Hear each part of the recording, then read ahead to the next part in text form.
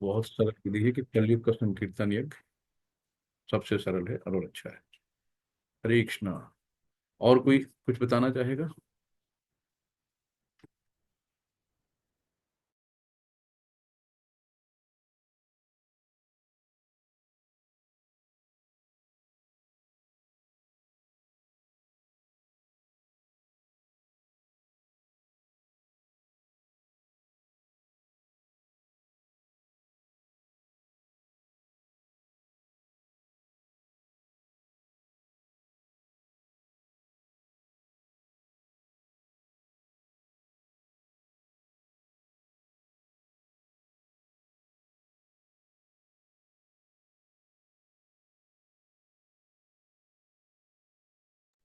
हरे कृष्णा। तो फिर हम लोग चलते हैं, वैसे कुछ नहीं बोल रहे हैं। अगला चरण कर लेते हैं हम लोग। ओम नमो भगवते वासुदेवाय, ओम नमो भगवते वासुदेवाय, ओम नमो भगवते वासुदेवाय, ओम नमो भगवते वासुदेवाय। ओम अज्ञानतिमिरान्धस्य ज्ञानञ्जनशलाकया चक्षुर्लुमिन्तं येन तस्मै श्रीगुरुवे नमः। श्रीचैतन्यमनोभीष्टं स्थापितं येन भूतले स्वयं रूपं कदा महिमं ददाति स्वपदान्तिकम्। वंदेहम श्रीगुरु श्रीयुतकमलम श्रीगुरु वैष्णवास श्री रूप साग्र जातम सहगण रत्नाथान्वितां तम सजीवम सावधेतम सावभूतम परिजन सहित कृष्ण चैतन्य देवम श्री राधा कृष्ण पादम सहगण ललिता श्री विशाखान्वितां हे कृष्ण करुणा सिंधु दीनबंधु जगतपते गोपेश गोपिका कांत राधा कांत नमस्ते। तप्त कांचन गौरांगी राधे वृंदावनेश्वरी वृषभानुसुते देवी प्रणमामि हरि प्रिये। नमो विष्णुपादाय पृष्ठपृष्ठाय भूतले श्रीमते भक्ति वेदांत स्वामिनि इति नामिने। नमस्ते सरस्वती देवे गौरवाणी प्रचारिणी निर्विशेष शून्यवादी पाश्चात्य देश तारिणी। जय श्री कृष्णा चैतन्य प्रभु नित्यानंदा श्री अद्वैत गदाधर श्रीवासादि गौर भक्त वृंदा।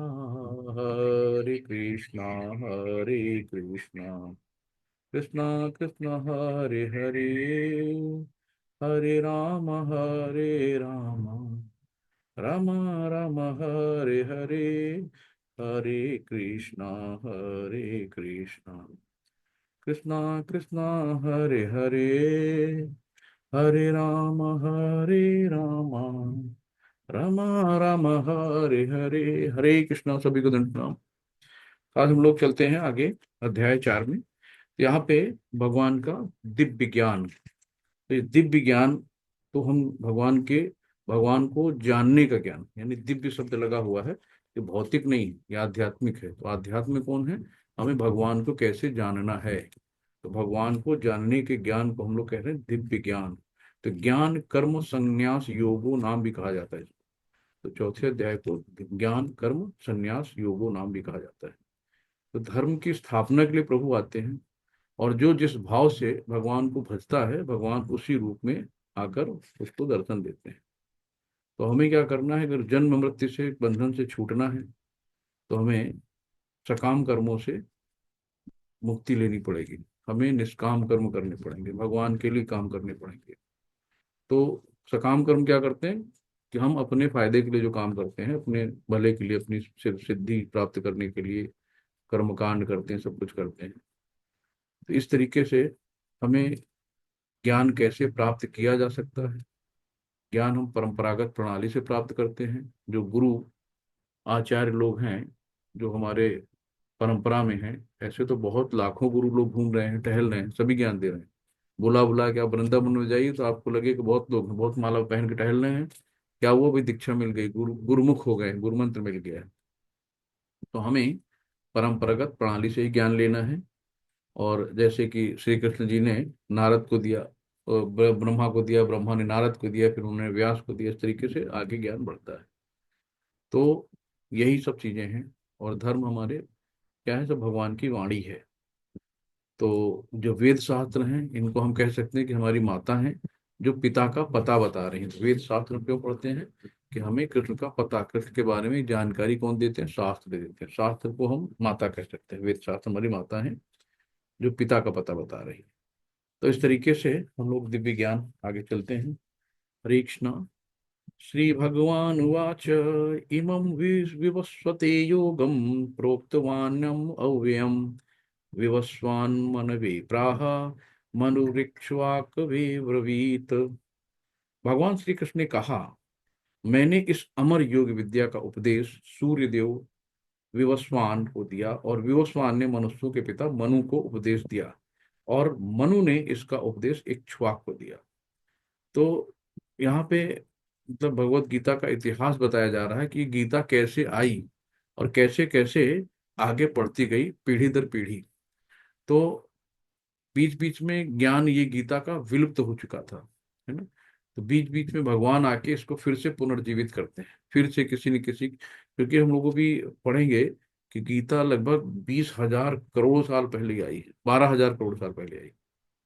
तो अब इतने हजार करोड़ों साल पहले आई है, बीच बीच में फिर आएंगे 5,000 साल पहले, 500 पहले, इस तरीके से 5,000 साल पहले भगवान ने इसको फिर से यहाँ तक अर्जुन के माध्यम से हम लोगों तक पहुंचाया है।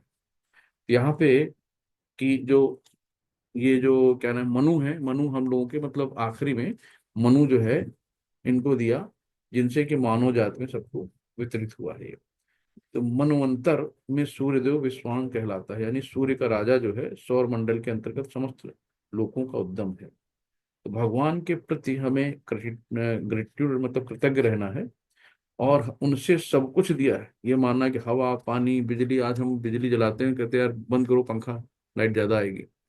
तो क्या है कि भगवान ने तो हमें फ्री में सब कुछ दे रखा है, चाहे बिजली हो चाहे पानी हो चाहे हवा हो। उसके लिए हम क्या पे करते हैं? उसके लिए हमें उनको कम से कम धन्यवाद तो देना चाहिए ना, वो भी हम नहीं दे नहीं पाते हैं। तो ये सूर्य भगवान के नेत्र तुल और उनके आज्ञा अनुसार जो है भगवान, तो सब लोग हम लोग गोविंद की पूजा करते हैं। मैं उन भगवान गोविंद की पूजा करता हूँ जो आदि पुरुष है, जिनके आदेश से समस्त लोगों का राजा सूर्य प्रचुर शक्ति तथा उष्मा धारण करता है। ये सूर्य भगवान के नेत्र के तुल्य है और इनकी आज्ञा अनुसार अपनी कक्षा में तय रहता है। सूर्य सभी लोगों का राजा है। सूर्यदेव विश्वान सूर्य ग्रह पर शासन करता है। तो जो सूर्य ग्रह जैसे पृथ्वी ग्रह वैसे सूर्य भी ग्रह है, तो वहां पे सूर्य देव इनको ही विवस्वान कहते हैं। तो वहां पे वहां के राजा हैं। तो सूर्य कृष्ण के आदेश पर घूमता है। भगवान श्री कृष्ण ने विश्वान को भगवत गीता की विद्या समझाने के लिए अपना पहला शिष्य चुना। तो ये क्वेश्चन आता है कि भगवान के सबसे पहले शिष्य कौन है? तो पहले शिष्य जो है विवस्वान है, ना कि अर्जुन। पहले शिष्य जो है भगवान के, पहला शिष्य कृष्ण ने विवस्वान को चुना। तो इस तरीके से कंफ्यूजन वाला हो जाता है। तो त्रेता के आदमी विश्वान ने परमेश्वर संबंधित इस विज्ञान का उपदेश मनु को दिया और मनु के जनक, मनुष्यों के जो जनक हैं, मनु ने अपने पुत्र इक्ष्वाक को दिया। इक्ष्वाकु इस पृथ्वी के शासन थे और रघुकुल के पूर्वज थे। तो रघुकुल के पूर्वज मतलब जो रघुकुल जो है जिसमें श्री राम जी ने अवतार लिया था, और श्री राम जी आए थे सूर्य वंश में, इनको सूर्य वंश कहा जाता है। और कृष्ण जी कहाँ आए थे? चंद्र वंश में आए थे। तो यही बताया गया कि लगभग आ, ये जो कलयुग का समय है इसमें 5,120 वर्ष बीत चुके हैं लगभग। तो कलयुग 4,32,000 साल की कलयुग की जो आयु है उसमें 5,120 वर्ष लगभग बीत चुके हैं। और इसी तरीके सारा आंकड़ा दिया गया है कि द्वापर 8,000 वर्ष का है, त्रेता 12 लाख वर्ष का है, और इस प्रकार 20 लाख, ये आपका जैसे कि हमने 4,32,000 लिया, इसको हमने मल्टीप्लाई 2 से कर दिया, ये आ गया आपका द्वापर। द्वापर को फिर जितना आया उसको मल्टीप्लाई 2 से करेंगे तो आ जाएगा त्रेता। त्रेता को जो आएगा उसको मल्टीप्लाई 2 से करेंगे तो आ जाएगा सतयुग। इसी तरीके से इनकी हम गणना कर सकते हैं। तो ये मानते हुए कि मनु के जन्म के पूर्व भगवान ने अपने शिष्य सूर्यदेव विश्वान को गीता सुनाई। मोटा अनुमान यह है कि गीता कम से कम 12 करोड़ वर्ष पहले आई थी। 12 वर्ष, 12 करोड़ 4 लाख वर्ष पहले आई, और मानव समाज में ये 20 लाख वर्षों से विद्यमान है। इसे भगवान ने लगभग 5,000 वर्ष पूर्व अर्जुन से पुनः कहा। तो अर्जुन से पुनः कहा मतलब ये गीता ऑलरेडी 12 करोड़ 4 लाख वर्ष पहले आई थी। और 5,000 पूर्व अरुण से पुनः कहा गया। तो सूर्यदेव विश्वान को इसलिए गीता सुनाई गई क्योंकि वो क्षत्रिय था और उन समस्त क्षत्रियों का जनक है जो सूर्यवंशी हैं। तो चूंकि भगवान वेदों के ही समान है, तो भगवान भी क्या, भगवान वेदों के समान है, तो वेदों की वाणी ही भगवान है, वो भगवान की जो वाणी है वेद है। क्योंकि इसी श्री भगवान ने कहा कि अतः ये अपौरुष ज्ञान है जो कि वैदिक आदेशों के यथावत। तो अपौरुष क्या होता है, जो भगवान की वाणी, भगवान ने जो कहा, यानी कि जनरल कोई आम व्यक्ति की भाषा नहीं होती है, भगवान की वाणी होती है। भगवान की वाणी जो भी है वो 24 कैरेट शुद्ध है। तो ये जो है भगवत गीता को गुरु परंपरागत से यथारूप ग्रहण करना चाहिए। तो इसीलिए जो भी ज्ञान लेना चाहिए परंपरागत प्रणाली से ही लेना चाहिए। आजकल अभी एक मेरे पास आए कि वो डॉक्टर साहब, भागवत गीता, भागवतम चलेगी 1 हफ्ते के लिए, आप आइएगा। तो हमने कहा हम तो पिछले 2.5-3 साल से पढ़ रहे हैं और अभी भी खत्म नहीं हुई है, और अभी भी मुझे 1.5 साल लगे खत्म करने में। तो ये 1 हफ्ते में कैसे भागवतम खत्म कर देते हैं, क्या पढ़ाते हैं। तो वो सब ढोल मजीरा बजा के 7 दिन में पूरी भागवतम कह के पैसे से बटोर के चले जाते हैं, सब व्यवसायिक रूप से होते हैं। तो इसलिए कि हमें अपनी वास्तविक समस्याओं को जानना चाहिए। तो ये सब आंकड़े हैं, तो आप लोग आंकड़े पढ़ लीजिएगा। कलयुग ×2 बराबर हो गया द्वापर। और उस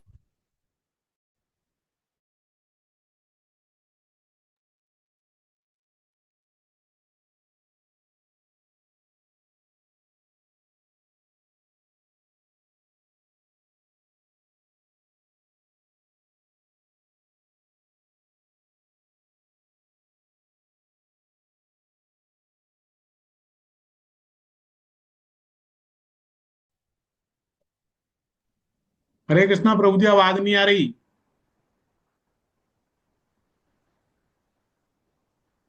हरे हरे कृष्ण। कृष्णा, आवाज नहीं आ रही आपकी। अभी नहीं आ रही कि पहले से नहीं आ रही थी? नहीं, अभी थोड़ी देर से नहीं आ रही, आधी मिनट से। अच्छा, म्यूट हो गया था ट्यूशन पता। शुरू करी थी तभी से, हाँ तब नहीं आ रही थी, अभी फिर से बताना पड़ेगा आपको।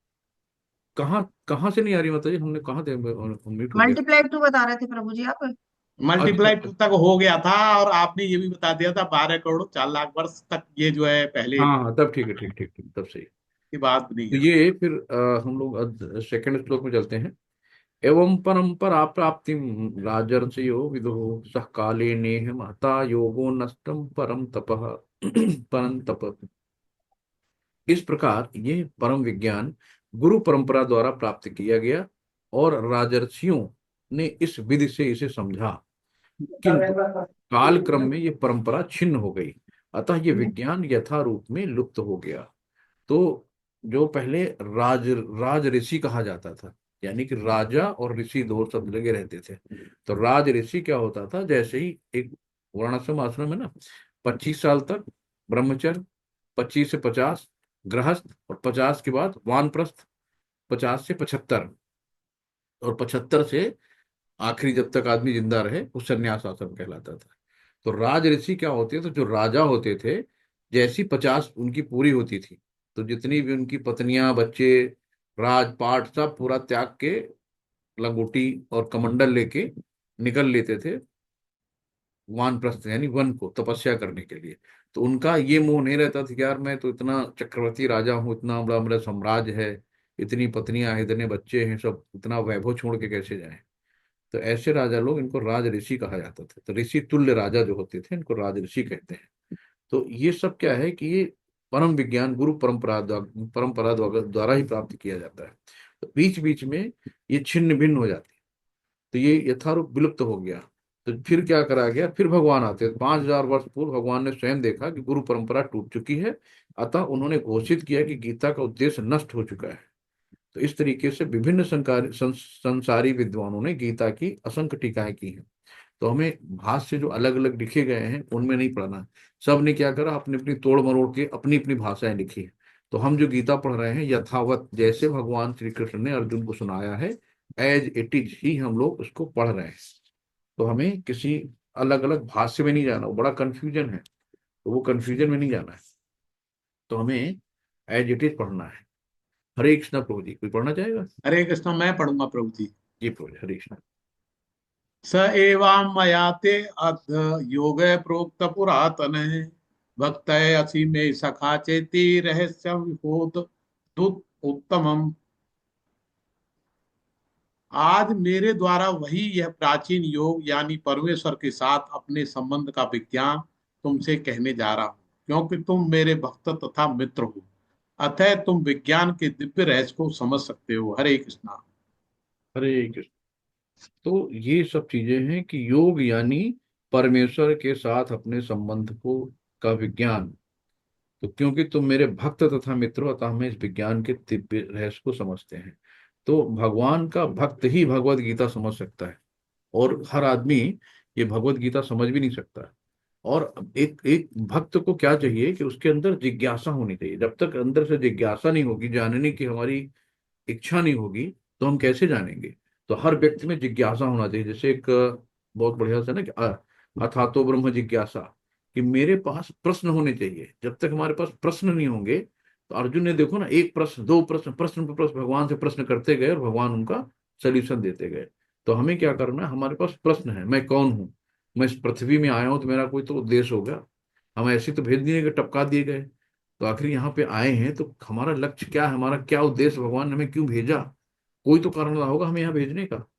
तो ये चीजों को हमें अपने आचार्यों से, अपने जो गुरु लोग हैं, है ना, उनसे खूब क्वेश्चन करो। जो भी जैसी चीजें हों, जब आप जिज्ञासा करोगे तभी क्वेश्चन आएंगे। भाई कुत्ते बिल्ली गाय भैंस थोड़ी क्वेश्चन करेंगे, वो तो कहेंगे यार मेरा खाना कहाँ है, खाना कहाँ से खाऊं, कहाँ से लाऊं। अपने अपने खाने के चक्कर में पड़े रहते हैं, अपनी जान बचाने के चक्कर में पड़े रहते हैं, कोई हमें अटैक ना कर दे। तो जानवर में आप देखो ना, कितना हम लोग थैंक्स गॉड भी नहीं बोलते कि हम लोग चौड़े से अपने घर पे सोते हैं, अपने बेड पे, कोई टेंशन नहीं है। जानवर बेचारा पानी भी पीता तो उसके कान फड़ फड़ फड़ फड़ करते रहते हैं, कहीं पीछे से कोई अटैक ना कर दे। रात में चैन से सो भी नहीं पाते कि कोई बड़ा जानवर आके छोटे जानवर को मार ना दे। तो किस तरीके से, कितना कठिन है जंगल का जीवन। तो हम लोग कितने सुकून से रहते हैं, है ना। और फिर भी हम नहीं समझ पाते भगवान ने हमें इतना सुकून, इतना आराम, इतना धन दौलत, सब सम्मान क्यों दिया है। तो उसकी कहाँ पे उसका यूज करना है ये नहीं पता रहता है। इस तरीके से हमें भगवान से जिज्ञासा करनी चाहिए। तो मनुष्य दो श्रेणी में आते हैं, भक्त तथा असुर। भगवान ने अर्जुन को इस विद्या का पात्र इसलिए चुना क्योंकि वो उनका भक्त था। और दूसरा क्या था, वो किसी से ईर्ष्या नहीं करता था। तो अनुसूये शब्द आता है कि आप, क्योंकि तुम कभी किसी से ईर्ष्या नहीं करते हो, इसलिए तुम्हें बता रहा हूँ, भगवान ने कहा। तो जो गीता भाष्य से अर्जुन के पद चिन्हों का अनुसरण करते हुए किया गया, वो इस परम विद्या के पक्ष में वास्तविक सेवा है। तो मनुष्य को चाहिए कि अर्जुन की परंपरा का अनुसरण करे और श्रीमद् भगवत गीता के इस परम विद्वान से लाभान्वित हो।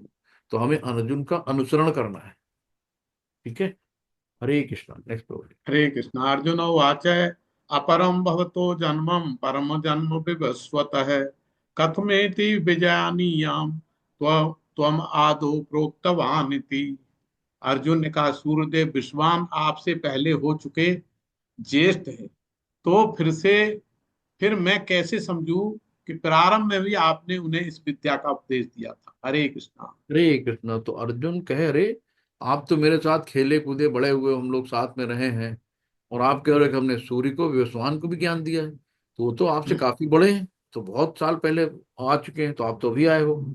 ये प्रश्न एक्चुअली क्या है, कि उन लोगों के लिए है जो भगवान पे विश्वास नहीं करते, भगवान नाम की कोई चीज होती है क्या।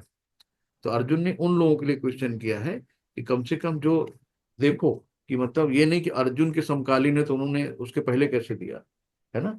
तो अर्जुन ने कहा, सूर्यदेव विश्वान को आप पहले ही, आपसे पहले हो चुके हैं ना, ज्येष्ठ हैं, आपसे बड़े हैं। तो फिर मैं कैसे समझूं प्रारंभ में उन्होंने इस विद्या को उपदेश दिया। तो ज्ञान विज्ञान का नाश हो जाता है जैसी इंद्रिय भोग की इच्छा जागृत होती है। तो हमारे जो ज्ञान ज्ञान है सब यहीं के हैं, भौतिक ज्ञान जो है यहीं रह जाते हैं, ये सब आध्यात्मिक चीजें हैं। तो यह जिज्ञासा उन सबों के लिए है जो भगवान में विश्वास नहीं करते हैं, अथवा उन असुरों के लिए है जिन्हें ये विचार पसंद नहीं कि कृष्ण को भगवान माना जाए। तो सामान्य व्यक्ति के लिए ये समझ पाना अत्यंत कठिन है कि कृष्ण किस प्रकार उसी शाश्वत आदि पुरुष श्री भगवान के रूप में बने रहे, है ना। कि कृष्ण ही ब्रह्म संहिता में देखिए ना, हर जगह कहा कृष्णम तू भगवान स्वयं। तो कृष्ण परम प्रमाण है, ये तथ्य आज ही नहीं, अनंत काल से सारे विश्व द्वारा स्वीकार किया जाता रहा है। तो केवल इसको असुर लोग जो भगवान को नहीं मानते, जो भगवान से ईर्ष्या करते हैं, वो कृष्ण को भगवान नहीं मानते हैं। तो लेकिन अर्जुन उन्हीं से प्रश्न करता है जिसे कृष्ण स्वयं बताए कि, और असुर तथा उनके अनुयायी इस बात के लिए तोड़ मरोड़ करके उनको प्रस्तुत करते हैं जिससे बचा सके। भगवान स्वयं बताएं तो कैसे भगवान है, कैसे बड़े हैं। क्योंकि जो आजकल भाष्य हैं बहुत तोड़ मोड़ के अलग अलग चीजें लिखते हैं। कोई बताता है कृष्ण देवता हैं, कृष्ण साधारण मनुष्य हैं। जब कृष्ण स्वयं अपने विषय में बोल रहे हैं तो ये सारे विश्व के लिए शुभ है। तो जो भक्त है वो साक्षात कृष्ण द्वारा उच्चरित वचनों को हृदय से स्वागत करता है। तो भक्त लोग हर एक बात को मान लेते हैं एज इट इज, जो भगवान ने कही है वही सही है, उसमें कोई टीका टिप्पणी नहीं करते हैं। तो कृष्ण क्या है, सच्चिदानंद विग्रह, अनादिनाद गोविंद, द्रव्य है, तृण गुणातीत हैं, तीनों गुणों से परे हैं। तो इस तरीके से भगवान के बारे में कई चीजों ने बताई गई कि भगवान है। नेक्स्ट प्रभु जी। अब भगवान यहाँ श्री बता रहा। भगवान उवाच। हरे कृष्णा। हाँ। श्री भगवान उवाच। बहूनि मे व्यतीतानि जन्मानि तव च अर्जुन, तान्यदेव वेद सर्वाणि न त्वं वेत्तं परम तप। श्री भगवान ने कहा, तुम्हारे तथा मेरे अनेकों अनेक जन्म हो चुके हैं, मुझे तो उन सबका स्मरण है, किंतु हे परम तप, तुम्हें उनका स्मरण नहीं रह सकता है। हरे कृष्णा। हरे कृष्णा। तो भगवान ने कहा कि तुम्हारे मतलब भगवान का कोई जन्म होता नहीं है। भगवान आदि पुरुष कहा गया इसीलिए सबसे पहले वही है। तो अर्जुन के तो कई जन्म हो चुके हैं, जैसे हम लोग कई जन्म हो चुके हैं। तो हम लोगों को क्या है कि पिछले जन्म का क्या हुआ पता नहीं, है ना, किसी को कोई याद नहीं रहता है कि हमारे 84 लाख योनि में कितने जन्म हो चुके हैं। पिछले जन्म में हम क्या थे, हमने अभी शरीर से कितने कपड़े बदले हैं ये तो याद नहीं रहता। इस जन्म में हम कितने कपड़े बदल चुके हैं। तो वैसे आत्मा ने हमारे कितने शरीर बदले होंगे हमें नहीं पता, क्योंकि हमारी हृदय जो ना कि सर्वस्य चाहम हृदय सन्निविष्टो मत स्मृति ज्ञान अपोहिनम चा। तो ये भगवान ने सब अपने हाथ में, स्मृति विस्मृति सब अपने हाथ में रखी है। तो हमें याद ही नहीं रहता, तो हम क्या बताएं हम कितने जन्म ले चुके हैं। लेकिन भगवान का कभी जन्म नहीं होता है, तो भगवान जैसे हैं वैसे ही रहते हैं। और हमेशा कभी भगवान को आपने बूढ़ी हुए नहीं देखा हो, सफेद दाढ़ी बाल है, भगवान हमेशा नवयौवन अवस्था में रहते हैं, कि वो उनकी एज 16-17 साल से ऊपर जाती नहीं है। तो ये चीजें, और हम लोगों के हृदय में परमात्मा स्वरूप में रहते हैं।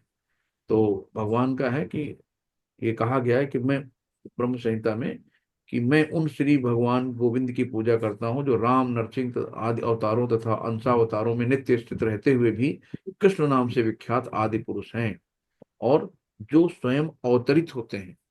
तो भगवान अवतरित होते हैं, है ना। तो कृष्ण जो है अवतार नहीं है, अवतारी हैं, वो स्वयं अवतारी हैं, अवतरित होते हैं। तो जब भी भगवान अवतरित होते हैं तो उनके पार्षद भक्त भी विभिन्न रूपों में उनकी सेवा के लिए उनके साथ साथ अवतार लेते हैं।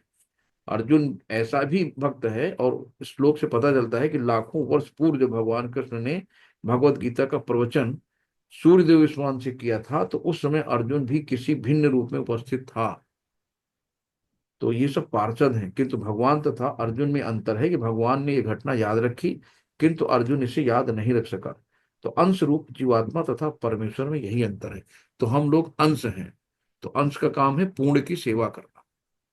भगवान पूर्ण है, तो इसलिए अ, हमेशा हम लोग कितने जन्म हो चुके नहीं पता। तो अच्युत यहाँ पे कहा गया भगवान को। तो भगवान को अच्युत जिसका मतलब होता है कि वे भौतिक संपर्क में रहते हुए भी अपने को नहीं भूलते। तो जितने भी भौतिक संपर्क में आ जाए, भौतिक उनको लगता है कि भाई कृष्ण रूप में आए, ग्वाले के रूप में आए हैं, तो भी वो अपने को नहीं भूलते, तो आध्यात्मिक जगत के हैं। तो हमें देखने में लगते हैं कि हमारे सामान्य बालक की तरह हैं, सब की तरह खेल रहे हैं, खा रहे हैं, तो लेकिन वो सामान्य नहीं है। तो भगवान तथा जीव कभी भी सभी तरह से एक समान नहीं हो सकते, भले ही वो जीव अर्जुन के समान मुक्त पुरुष क्यों न हो। तो कृष्ण को लाखों वर्ष पूर्व संपन्न कार्यों की स्मृति बनी हुई है, किंतु अर्जुन को स्मरण नहीं है। यद्यपि अर्जुन तथा कृष्ण दोनों ही शाश्वत स्वभाव के हैं। तो शरीर परिवर्तन के साथ जीवात्मा सब कुछ भूल जाता है। जैसे हमारा एक आत्मा इस शरीर से दूसरे शरीर में गई तो सब कुछ भूल जाते हैं, लेकिन कृष्ण को सब याद रहता है। तो भगवान का शरीर तथा उनकी आत्मा में भगवान के कोई अंतर नहीं रहता, उनको अद्वैत कहा गया है। तो भगवान शरीर तथा आत्मा अभिन्न है, अतः उनकी स्थिति भी सामान्य जीव से भिन्न बनी रहती है।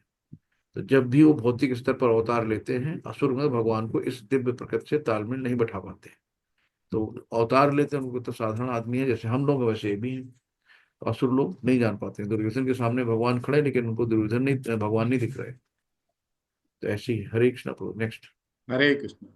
अजोऽपि सन् व्यतात्मा भूतानाम् ईश्वरो अपि सन्, प्रकृति स्वधाम तिष्ठाय संभगात आत्माया। यद्यपि मैं अजन्मा और अविनाशी हूँ, और यद्यपि मैं समस्त जीवों का स्वामी हूँ, तो भी प्रत्येक युग में अपने आदि दिव्य रूप में प्रकट होता हूँ। हरे कृष्णा। हरे कृष्ण। भगवान ने यहाँ बताया है कि कृष्ण का अवतरण कैसे होता है। भगवान ने बताया कि कैसे अवतरण होता है। यद्यपि मैं अजन्मा तथा अविनाशी हूँ, कि अजन्मा मतलब कोई ना जन्म मृत्यु से उनका कोई सारोकार नहीं होता, कभी नष्ट नहीं होते हैं। और यद्यपि मैं समस्त जीवों का स्वामी हूँ, तो पूरे ब्रह्मांड के स्वामी हैं, तो भी मैं प्रत्येक युग में अपने आदि दिव्य रूप से प्रकट होता हूँ। तो हर युग में भगवान आते हैं अपने भक्तों की रक्षा करने, दुष्टों का विनाश करने।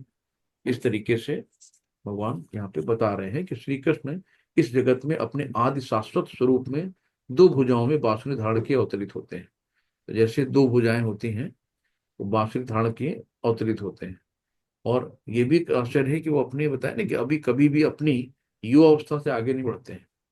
तो वस्तुतः उनका अभिवार और तिरोभाव सूर्य के उदय तथा अस्त के समान है, जो हमारे सामने से घूमता है और हमारी दृष्टि से ओझल हो जाता है। जबकि सूर्य हमारी सृष्टि से ओझल रहता है दृष्टि से। तो हम सोचते हैं कि सूर्य अस्त हो गया, और जब वो हमारे समक्ष होता है तो हमें लगता है कि वो क्षितिज में है। तो वस्तुतः सूर्य स्थिर है, एक जगह है, किंतु अपनी अपूर्ण एवं त्रुट इंद्रियों के कारण हम सूर्य को उदय और अस्त होते परिकल्पित करते हैं। हमको लगता है सूर्य डूब गया, सूर्य उग आया। ऐसा नहीं है। तो चूंकि भगवान का प्राकृत तथा तिरोधान सामान्य जीव से भिन्न है, अतः स्पष्ट है कि वो शाश्वत है। तो भगवान अजन्मा होकर भी अनेक रूपों में अवतरित रहते हैं। तो श्रीमद् भागवतम में अपनी माता के समक्ष नारायण रूप में चार भुज और छठ ऐश्वर्यों से युक्त होकर प्रकट हुए थे। जब भगवान आए थे तो देवकी जी के सामने, देवकी मैया के सामने वो चार भुजाओं में आए थे। तब देवकी मैया ने कहा कि इस रूप में हम आपको बालक कैसे स्वीकार कर लेंगे। तब उन्होंने, उस देव जी ने, देवकी जी ने उनसे प्रार्थना की, तो फिर से उन्होंने अपना बाल रूप रखा था। तो ये जो चतुर्भुज रूप है, ये एकदम अविनाशी है, ये अवतारी है। तो ये सब इसी में चतुर्भुज स्वरूप, श्याम सुंदर स्वरूप, ये सब स्वरूप भगवान के ही हैं। तो भगवान निरंतर वही परम सत्य रूप है जो उनके स्वरूप है। आत्मा, उनके गुण, शरीर में कोई अंतर नहीं रहता। भगवान अपने हाथ से खा सकते हैं, अपनी आंखों से बोल सकते हैं, अपने किसी भी अंग से कोई भी कार्य कर सकते हैं, क्योंकि उनका पूरा शरीर आध्यात्मिक है। तो अब अगला श्लोक बताएगा कि भगवान का अवतरण कब होता है। तो अभी ये बताए भगवान का अवतरण कैसे होता है। अब अगला श्लोक बताएगा भगवान का अवतरण कब होता है। हरे कृष्ण प्रभु। हरे कृष्ण। यदा यदा हि धर्मस्य ग्लानिर्भवति भारत अभ्युत्थानम् अधर्मस्य तदात्मानं सृजाम्यहम्। हे भरतवंशी, जब भी और जहां भी धर्म का पालन होता है और अधर्म की प्रधानता होने लगती है, तब तब मैं अवतार लेता हूँ। हरे कृष्ण। हरे तो कृष्ण। जब जो है, अभी तो भक्ति चल ही रही है। जब तक है भक्त, तब तक भक्ति चल रही है। जब भक्ति व्यक्ति नहीं होती है, जब भक्ति व्यक्ति सब बंद हो जाती है, जो भक्त बचे रहते हैं उनके उनके ऊपर बहुत जुल्म ढाए जाते हैं, तब भगवान अपने भक्तों को बचाने, धर्म का जो यहाँ पे धर्म का जहाँ पतन हो रहा है, तब भगवान अवतार लेते हैं। तो अवतार का मतलब अवतार, अवतरित होना, नीचे आना। तब भगवान नीचे आते हैं। तो इस तरीके से भगवान स्वयं यथा रूप में प्रकट होते हैं। और क्योंकि वे स्वेच्छा से कर्म करने के लिए स्वतंत्र हैं, अतः जब भी अधर्म प्रधानता तथा धर्म का लोप होने लगता है, तो वे स्वेच्छा से प्रकट होते हैं। केवल भगवान ही किसी धर्म की व्यवस्था कर सकते हैं। वेद मूलतः ब्रह्मा के हृदय से भगवान द्वारा उच्चारित माने जाते हैं। तो भगवान के हृदय में वेदों को भगवान ने स्थानांतरित कर दिया था, क्योंकि सबसे पहले ब्रह्मा जी को भगवान ने बनाया। तो कलयुग के 10,000 वर्ष, जो चैतन्य प्रभु ने कहा था कि कलयुग के 10,000 वर्ष गोल्डन ईयर कहलाएंगे, विकास पूरे विश्व में हरिनाम संकीर्तन का प्रचार होगा।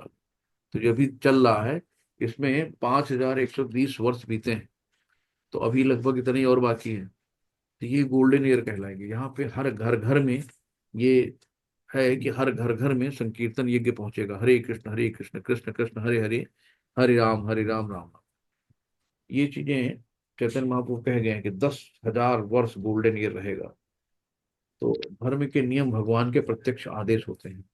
तो गीता के अंत में भगवान स्वयं आदेश देते हैं कि सर्वोच्च धर्म उनकी ही शरण ग्रहण करना है।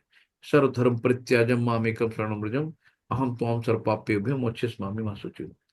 तो ये सब चीजें अवतार होते हैं। जैसे बुद्ध कृष्ण के अवतार थे, तो बलि भी आए, है ना। तो भगवान बुद्ध इस अनाचार, अब जब कभी कभी होता है कि जब बुद्ध आए तो बुद्ध ने कहा कि वेदों को मत मानो। उन्होंने क्यों कहा? उस समय पशु बलि बहुत चढ़ती थी। तो जो पशु बलि इसलिए चढ़ती थी, जीर्ण शीर्ण लोग होते थे जो बहुत बीमार रहते थे, जिनके शरीर में कुछ जान नहीं बचती थी, तो उनको सारी प्रक्रिया से बचा के सीधे मनुष्य का रूप उनको मिल जाता था। तो और उसमें एक ब्राह्मण होते थे और एक राजा होते थे। तो राजा आज्ञा देते थे ब्राह्मण को, मतलब ब्राह्मण आज्ञा लेके ही उनका बलि चढ़ाते थे पशु का। और बलि चढ़ाने के बाद वो जो बचता था, उनका जो मीट वीट होता था, वो ब्राह्मण राजा को मिलके खाना पड़ता था। मीट खाने के बाद उनका पूरा शरीर काला पड़ जाता था। और फिर वो लोग जंगल में जाके अपना तप करते थे, पुण्य करते थे, अपने आप को मंत्रों के द्वारा फिर से निर्वशीकरण करते थे। तो इतनी प्रक्रिया होती थी। लेकिन बाद में इसका लोगों ने गलत उपयोग कर लिया कि अरे, तो आपके यहाँ बलि चढ़ती थी, ये चढ़ता था। तो बहुत ज्यादा हिंसा होने लगी, लोग अपने स्वाद के चटकारे के लिए पशुओं का वध करने लगे। तो जब बुद्ध जी आए तो इस अनाचार को रोकने तथा अहिंसा के वैदिक नियमों की स्थापना करने के लिए अवतरित हुए थे। तो उन्होंने कहा कि ये वेदों को मत मानो और इसको बंद करो, हिंसा को। तो तब से वेद हमारे फिर विलुप्त हो गए। फिर उसके बाद शंकराचार्य जी आए, तो शंकराचार्य जी ने पुनः फिर से वेदों को जिंदा किया। तो ये है कहानी यहाँ पे। अब अगला श्लोक बताएगा कृष्ण का अवतार क्यों होता है। हरे कृष्ण बोलो। हरे कृष्ण। परित्राणाम साधूनां विनाशाय च दुष्कृतां धर्म संस्थापनार्थाय संभवामि युगे युगे। भक्तों का उद्धार करने, दुष्टों का विनाश करने तथा धर्म की फिर से स्थापना करने के लिए मैं हर युग में प्रकट होता हूँ। हरे कृष्णा। हरे कृष्णा। तो मेन कारण क्या है भगवान का? देखो, भगवान तो हर दिल में है। तो मम युवांशो जीव लोको जीव भूत सनातना। तो भगवान सबके दिल में है। तो चाहे दुष्ट हो, चाहे भक्त हो, चाहे कोई भी हो, छोटा जीव हो, बड़ा जीव हो, तो भगवान तो 1 मिनट में हार्ट अटैक करके तुरंत उसको मार सकते हैं वहीं पे। तो उसके लिए अवतार लेने की क्या जरूरत है? लेकिन अवतार लेने का मेन उद्देश्य होता है भक्तों का उद्धार करना, है ना, उनको प्रसन्नता देना। तो अपने भक्तों के बीच में उनको बहुत प्रसन्नता मिलती है। भक्तों की प्रसन्नता मिलती है, भक्तों का उद्धार करने के लिए आते हैं। तो बाकी का काम तो किसी से करवा सकते हैं। किसी को भेज दे कि जाओ जरा उनको निपटा दो जाके, तो 2 मिनट में हो जाएगा, कोई मतलब ही नहीं है। तो भगवान तो अपने उन निष्काम भक्तों को तुष्ट करने के लिए विशेष रूप से अवतार लेते हैं जो असुरों द्वारा निरंतर तंग किए जाते हैं। तथा भगवान कृष्ण मुख्यतः देवकी के उद्धार करने के लिए प्रकट हुए थे, कंस को मारने के लिए नहीं। तो देवकी के ऊपर कितना जुल्म, इसके सामने उनके बच्चों की डेथ हो जाए, है ना, कितना चीजें। तो भगवान भक्त का उद्धार करने तथा दुष्टों असुरों का संहार करने के लिए विभिन्न अवतार लेते हैं। तो इस तरीके से भगवान ने जो अवतार कई तरह के होते हैं, यथा पुरुषावतार, गुणावतार, लीलावतार, शक्त्यावेश अवतार, मनवंतर अवतार तथा युगावतार। तो इन सबका इस ब्रह्मांड में क्रमानुसार अवतरण होता है। किंतु भगवान कृष्ण आदि भगवान है। तो भगवान अपना गोलोक वृंदावन कभी नहीं छोड़ते, तो अपना विस्तार करके अवतरित हो जाते हैं। तो समस्त अवतारों के उद्गम भगवान ही हैं। तो ओम पूर्णमद पूर्णमिदम पूर्णात् पूर्णमुच्यते पूर्णस्य पूर्णमादाय पूर्णमेवा अवशिष्यते। तो भगवान पूर्ण है, सब कुछ उन्हीं से उत्तम है। तो श्री भगवान कृष्ण भक्तों की चिंताओं को दूर करने के लिए विशिष्ट प्रयोजन से अवतार लेते हैं, जो उन्हें उनकी मूल वृंदावन लीलाओं के रूप में देखने को उत्सुक रहते हैं। तो कृष्ण अवतार का मूल उद्देश्य अपने निष्काम भक्तों को प्रसन्न करना है। तो भक्तों को उद्धार करना, भक्तों को प्रसन्नता देने के लिए आते हैं। तो जो अब ये चैतन्य महाप्रभु ने भविष्यवाणी की थी ना, उसमें बताया था कि कलयुग के अवतार भगवान चैतन्य महाप्रभु हैं। तो जिन्होंने संकीर्तन आंदोलन के द्वारा कृष्ण पूजा का प्रचार प्रसार किया, और उन्होंने भविष्यवाणी की कि संकीर्तन की ये संस्कृत सारे विश्व के नगर नगर तथा ग्राम ग्राम में फैलेगी, जैसा कि आप देख रहे हैं फैलती ही चली जा रही है। और भगवान चैतन्य को गुप्त रूप में किंतु प्रकट रूप में नहीं, उपनिषद, महाभारत तथा भागवत जैसे शास्त्रों में कोई अंशों में वर्णित किया गया है कि भगवान कृष्ण के भक्तगण भगवान चैतन्य के संकीर्तन आंदोलन द्वारा अत्यधिक आकर्षित रहते हैं। ये भगवान का ये अवतार दुष्टों का विनाश नहीं करता, अपितु अपनी अहेतु की कृपा से उनका उद्धार करता है। अभी तक जितने भी भगवान आए, कोई धनुष बाण लेके आए, कोई फरसा लेके आए, कोई तीर कमान लेके आए, कोई चक्र लेके आया, लेकिन चैतन्य महाप्रभु सिर्फ हरे कृष्णा कृष्णा कृष्णा हरे हरे, हरे राम राम राम हरे, एक महामंत्र लेके आए। तो यहाँ पे अपनी अहेतु की कृपा से उनका उद्धार करने आए हैं। हरे कृष्णा। नेक्स्ट एक लोग हरे बताएगा कि कृष्ण को जानने से क्या लाभ है। भाई कृष्ण आ भी गए, अवतार भी हो गया, सब कुछ जान लिया, अब इनको हम जानने से क्या मिलेगा हमको। हरे कृष्णा प्रभु। हरे कृष्ण। जन्म कर्म च मे दिव्यम यो वे वेत्ति तत्त्वतः त्वक्ता देह पुनर्जन्मम नैति मामेति सो अर्जुन है। हे अर्जुन, जो मेरे आविर्भाव तथा कर्मों की दिव्य प्रकृति को जानता है, वो इस शरीर को छोड़ने पर इस भौतिक संसार में पुनः जन्म नहीं लेता, अपितु मेरे हरे सनातन धाम को प्राप्त होता है। हरे कृष्णा। हरे कृष्णा। तो भगवान ने सीधे सीधे कहा कि जो मेरे आविर्भाव तथा कर्मों के दिव्य प्रकृति को जानता है, वो शरीर को छोड़ने पर भी इस भौतिक संसार में पुनः जन्म नहीं लेता। तो हमारा हमें क्या है, हमारा लक्ष्य है भगवान को पाना। हमारा तो भगवान को पाने से हमें क्या लाभ मिलेगा कि हमें इस भौतिक संसार में पुनः जन्म नहीं लेना पड़ेगा, हमें भगवान के सनातन धाम में ही रहना पड़ेगा, भगवान के साथ उनकी लीलाओं का आनंद लेना होगा, उनकी सेवा करनी होगी। तो हमें दोबारा इस दुखालय में वापस नहीं आना पड़ेगा। तो कितना साफ साफ भगवान कहते हैं कि जो मेरे जन्म कर्म के संदर्भ में जान गया वो मुक्त हो गया। तो जो कृष्ण को जान गया वो मुक्त हो गया। तो हमें ये भगवान के जन्म कर्म क्या सब ये आध्यात्मिक होते हैं। तो हमें फिर से संसार में लौट के आने का डर नहीं रहेगा अगर हम भगवान को जान जाएंगे। तो ब्रह्म संहिता में बताया गया कि भगवान के अनेक रूप तथा अवतार हैं। यद्य भगवान के अनेक दिव्य रूप हैं, किंतु फिर भी वे अद्वय भगवान है। इस तथ्य में विश्वासपूर्ण समझ लेना चाहिए कि हमें भगवान को जान के, भगवान एक भगवान अपने इस काम भक्तों के साथ अनेकानेक दिव्य रूपों में सदैव संबंधित है। तो कितना सरल बताया कि भगवान को जानो और यहाँ से निकल लो। हरे कृष्ण प्रभु जी। हरे कृष्णा। हरे कृष्णा। डॉक्टर मधु कपूर माता जी, पढ़िए आपने धन्यवाद हृदय। प्रभु जी। हरे हरे कृष्णा। कृष्णा दंडका माता जी। हरे कृष्णा। दंडवत प्रणाम प्रभु जी। वीतराग भय क्रोधा मन मया मामु प्राश्रिता, बहवो ज्ञान तपसा पुता मद भागवत मागता। अनुवाद। हरे कृष्णा। आसक्ति भय तथा क्रोध से मुक्त होकर, मुझ में पूर्णतया तन्मय होकर और मेरी शरण में आकर बहुत से व्यक्ति भूतकाल में मेरे ज्ञान से पवित्र हो चुके हैं। इस प्रकार से उन सबों ने मेरे प्रति दिव्य प्रेम को प्राप्त किया है। हरे कृष्णा। हरे कृष्णा। तो अब यहाँ पे आसक्ति, आसक्ति हमें रखनी है, किससे रखनी है, भगवान से रखनी है ना। तो आसक्ति हमें भगवान के श्री चरण कमलों में रखनी है। भय, आपको पता है कि अगर जो भगवान पे पूर्ण विश्वास रखता है उसको किसी तरीके से, भक्त को कभी भय नहीं होता है। तथा क्रोध से मुक्त होकर मुझ में पूर्णतः तन्मय होकर मेरी शरण में आकर बहुत से व्यक्ति भूत काल में मेरे ज्ञान से पवित्र हो चुके हैं। इस प्रकार से उन सबों के प्रति दिव्य प्रेम को प्राप्त किया है।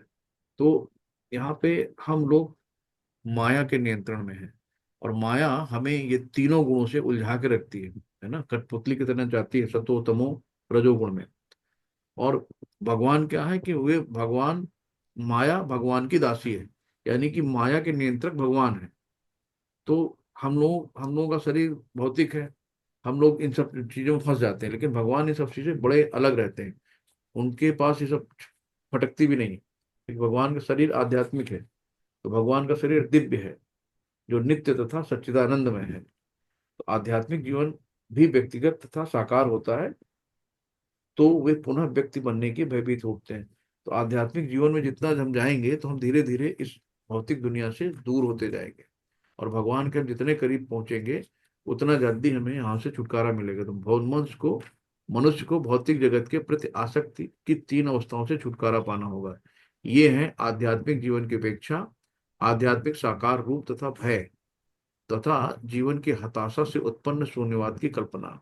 तो जीवन की इन तीनों अवस्था से छुटकारा पाने के लिए प्रामाणिक गुरु के निर्देश में भगवान की शरण ग्रहण करना है, और भक्ति में जीवन के नियम तथा विधि विधानों का पालन करना आवश्यक है। तो भक्ति में जीवन की अंतिम अवस्था भाव तथा दिव्य ईश्वरी प्रेम कहलाती है। तो हमें वो भाव चाहिए हमारे भगवान के नाम के जपने में। कब आंसू आएंगे, कब हमें लगेगा कि भगवान से हमारे अंदर इतनी प्रगाढ़ प्रेम है, कब हमें लगेगा कि हम भगवान को आज हमने भोग नहीं लगाया तो हमारे भगवान भूखे होंगे, आज हमने भगवान को शाम का पूजा नहीं की, भगवान को आज हमने वो नहीं किया, वो हमारे अंदर वो भाव कब आएंगे, है ना। तो भक्ति विज्ञान, इसी को भक्ति रसा सिद्धू में बताया है कि क्या है। आदो श्रद्धा ततः साधु संगयोत भजन क्रिया, ततोर अर्थ निवृत्ति स्यात्, ततो निष्ठा रुचिस्तथा, अथाशक्तिस्ततो भावस्तत् प्रेमाधिमुच्यति, साधका नामयम प्रेण्यम प्रादुर्भावे भवेत् क्रम। यानी कि श्रद्धा प्रारंभ में आत्म साक्षात्कार की समान इच्छा होती है। इससे मनुष्य ऐसे व्यक्तियों की संगत का प्रयास करता है जो आध्यात्मिक दृष्टि से उठे हैं। कौन उठे हैं? साधु लोग। अगली अवस्था में गुरु से दीक्षित होकर नव दीक्षित भक्त के आदेशानुसार भक्त योग प्रारंभ करता है। यानी कि दूसरा क्या हो गया? भजन क्रिया हो गई। इस प्रकार सतगुरु के निर्देश में भक्ति करते हुए वो समस्त भौतिक आसक्तियों से मुक्त हो जाता है, यानी कि अनर्थ निवृत्ति से मुक्त हो गया। उसके आत्म साक्षात्कार में स्थिरता आती है और वो श्री भगवान कृष्ण के विषय में श्रवण करने के लिए रुचि विकसित करता है। यानी कि अब आ गई रुचि। ठीक है। इस रुचि से आगे चलकर भगवान कृष्ण में आसक्ति उत्पन्न होती है, जो भाव में अथवा भगवत प्रेम के प्रथम सोपान में परिपक्व होती है। ईश्वर के प्रति प्रेम ही जीवन की सार्थकता है, तो इसको कहते हैं प्रेमा भक्ति। तो प्रेम अवस्था में भक्त भगवान के दिव्य प्रेमा भक्ति में निरंतर लीन रहता है। अतः भक्ति की मंद विधि से प्रमाणिक गुरु के निर्देश में सर्वोच्च स्थान अवस्था प्राप्त की जा सकती है, और समस्त भौतिक आसक्ति व्यक्तिगत आध्यात्मिक स्वरूप के भय तथा शून्यवाद से उत्पन्न हताश से मुक्त हुआ जा सकता है। तभी मनुष्य को अंत में भगवान के धाम की प्राप्ति हो सकती है। तो इतना बढ़िया प्रभुपाद जी ने सब चीजों को खोल खोल के लिखा है, एक एक चीज पानी की तरह। तो हमें आसक्ति किससे रखनी है? भगवान से रखनी है। अरे वो नेक्स्ट बोलिए। हरे कृष्णा। ये यथा माम प्रपद्यते तास्तथैव भजाम्यहम्, मम वर्तानुवर्तन्ते मनुष्या पार्थ सर्वश। अनुवाद। हरे कृष्णा। जिस भाव से सारे लोग मेरी शरण ग्रहण करते हैं उसी के अनुरूप मैं उन्हें फल देता हूँ। हे पार्थ, प्रत्येक व्यक्ति सभी प्रकार से मेरे पथ का अनुगमन करता है। हरे कृष्णा। हरे कृष्णा। तो भगवान ने यहाँ कहा ना कि जिस भाव से हम भगवान के पास जाएंगे, भगवान उसी भाव से रेसिप्रोकेट करेंगे कि यम यम। तो जिस भाव से सारे लोग मेरी शरण में आते हैं, यानी कि उसी अनुरूप से भगवान फल देते हैं। जैसे कि 5 रस हम लोग पढ़ चुके हैं ना, कि साख्य रस है, अर्जुन के भाव थे, दोस्त रूप में, मित्र रूप में। वात्सल्य भाव है, जैसे यशोदा मैया का था। और दास्य भाव है हनुमान जी का। और ये है माधुर्य रस है ना, राधा रानी का तथा गोपियों का। तो ये सब चीजें हैं जो है, जिस भक्त ने जैसा चाहता है। तो दिव्य जगत में श्री कृष्ण अपने शुद्ध भक्तों के साथ दिव्य भाव से विनिमय करते हैं, जिस तरह है कि भक्त उन्हें चाहता है। कोई एक भक्त कृष्ण को परम स्वामी के रूप में चाह सकता है, दूसरा अपने सखा के रूप में, तीसरा अपने पुत्र के रूप में, चौथा अपने प्रेमी के रूप में। कृष्ण सभी भक्तों को समान रूप से उनके प्रेम की प्रगाढ़ता के अनुसार फल देते हैं। तो शुद्ध भक्त यहाँ पर और दिव्य धाम में भी कृष्ण का सानिध्य प्राप्त करते हैं और भगवान की साकार सेवा कर सकते हैं। इस तरह वो अपनी प्रेमा भक्ति का दिव्य आनंद प्राप्त करते हैं। तो ये चीजें हैं कि जैसे जैसे हम भाव जिस भाव में भगवान को भजेंगे वैसे ही होगा। हरे कृष्ण। तो माता जी next। और हरे भगवान कृष्णा। भगवान को एक और चीज बता दें, इसमें जो 56 प्रकार के भोग भोग लगाए जाते हैं ना, ये तो भगवान 56 प्रकार के भोग। तो 56 प्रकार के भगवान 8 बार खाते हैं। तो हम लोग एक बार भी भोग नहीं लगा पाते, हमको सुबह शाम लगा दिया। तो भगवान 8 टाइम खाते हैं। तो जब जो है भगवान ने क्या किया कि अपनी उंगली से 7 दिन जब गोवर्धन उठाए रखा था, तो उस समय अब खाना कैसे खाते?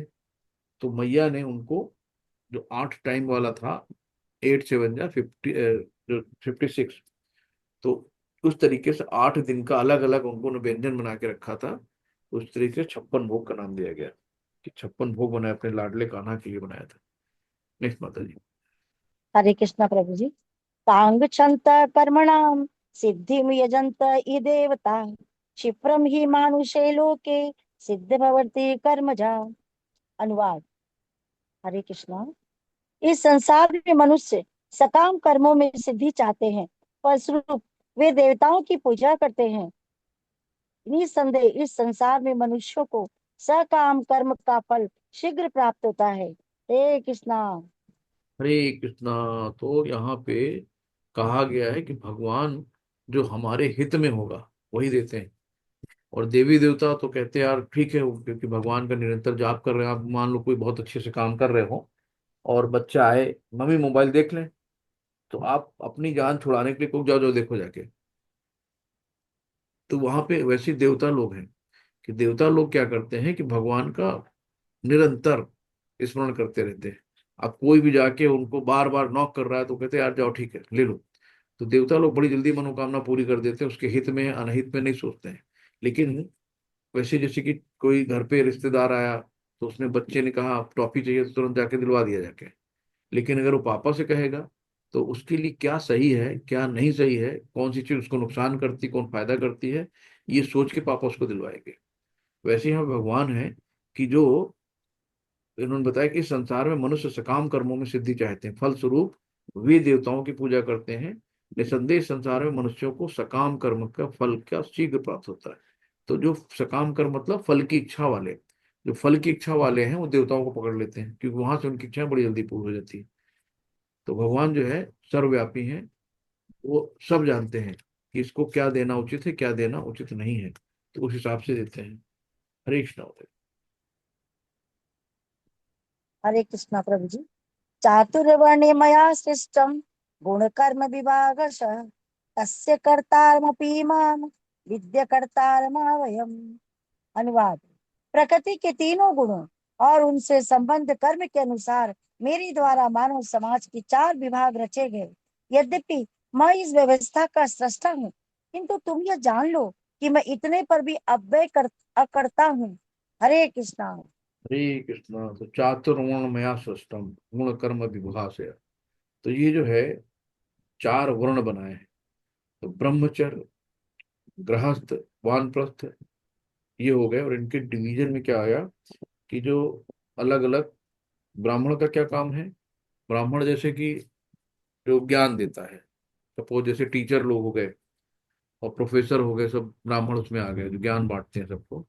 और क्षत्रिय का क्या होगा, जैसे आर्मी में है पुलिस में है, जो देश की सेवा कर रहे हैं रक्षा कर रहे हैं। और वैश्य में आ गए, जितने भी बिजनेसमैन आ गए हैं सब वैश्य में आ गए। और जो शूद्र हैं सर्विस क्लास जो नौकरी कर रहे हैं, तो किसी तरीके से लेबर क्लास वाले जो लोग हैं वो सब शूद्र में आ गए। तो इस तरीके से गुण और कर्म के उससे चारों गुणों का विभाजन हुआ है। हरे कृष्णा। नेक्स्ट। हरे कृष्णा। न माम कर्माणि लिम्पन्ति न मे कर्म फले स्पृहः इति माम यो अभिजानाति कर्म बध्यते। अनुवाद। हरे कृष्णा। मुझ पर किसी कर्म का प्रभाव नहीं पड़ता, न ही मैं कर्म फल की कामना करता हूँ। जो मेरे संबंध में इस सत्य को जानता है वह भी कर्मों के फल के पाश में नहीं बनता। हरे कृष्णा। हरे कृष्णा। तो भगवान खुद अपने बारे में बता रहे हैं कि भगवान सारे कर्म बंधन से परे हैं। तो उनके लिए न तो कोई कर्म है और ना ही कोई कर्म की इच्छा की फल। तो भगवान को यथारूप जान के ही हम लोग कर्म बंधों से मुक्त हो सकते हैं। हरे कृष्ण। नेक्स्ट।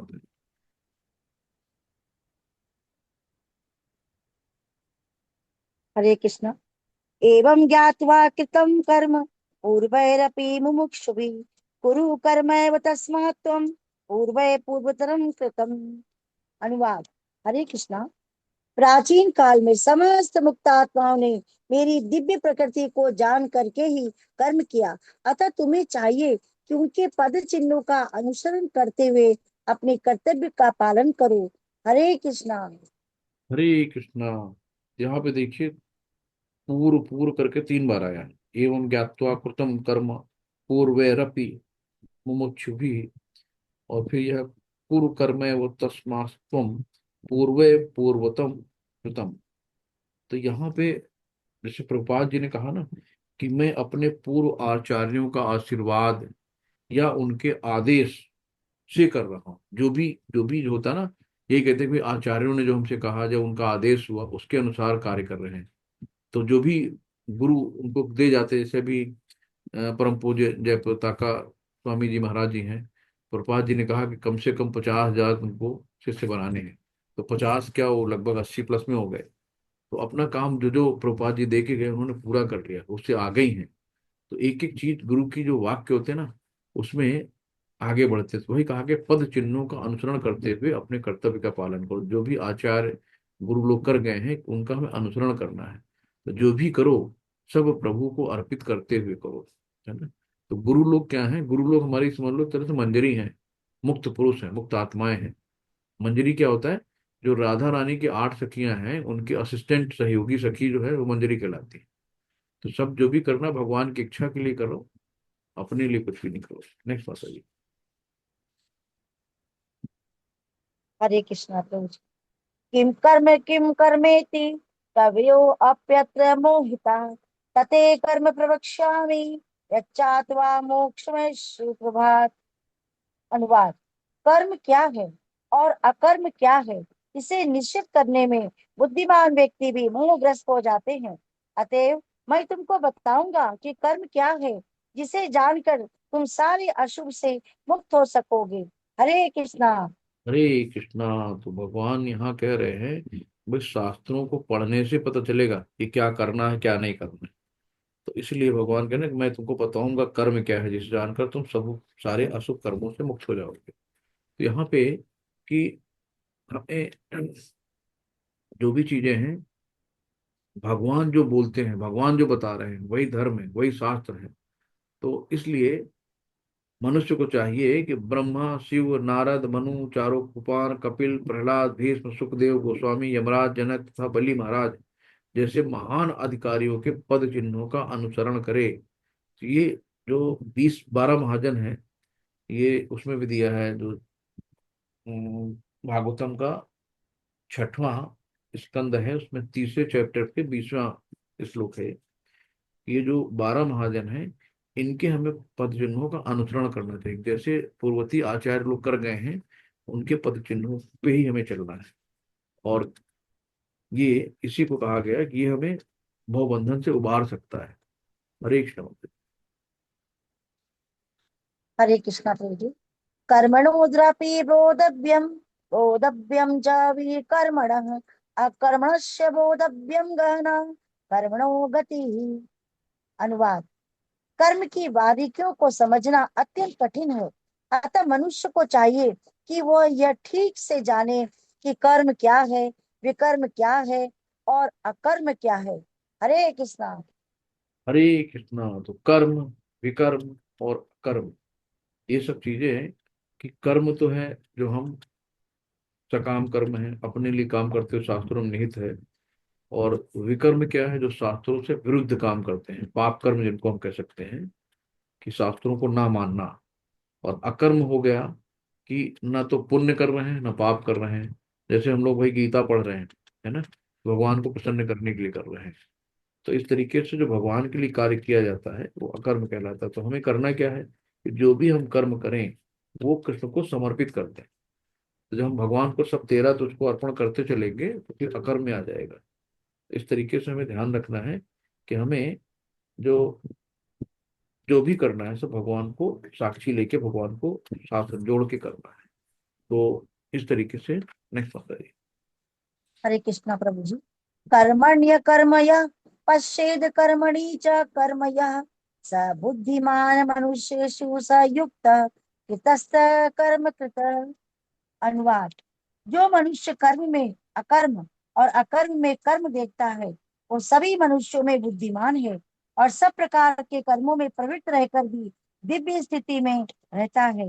हरे कृष्णा। हरे कृष्ण। तो कर्म फल से आसक्ति नहीं रखना है।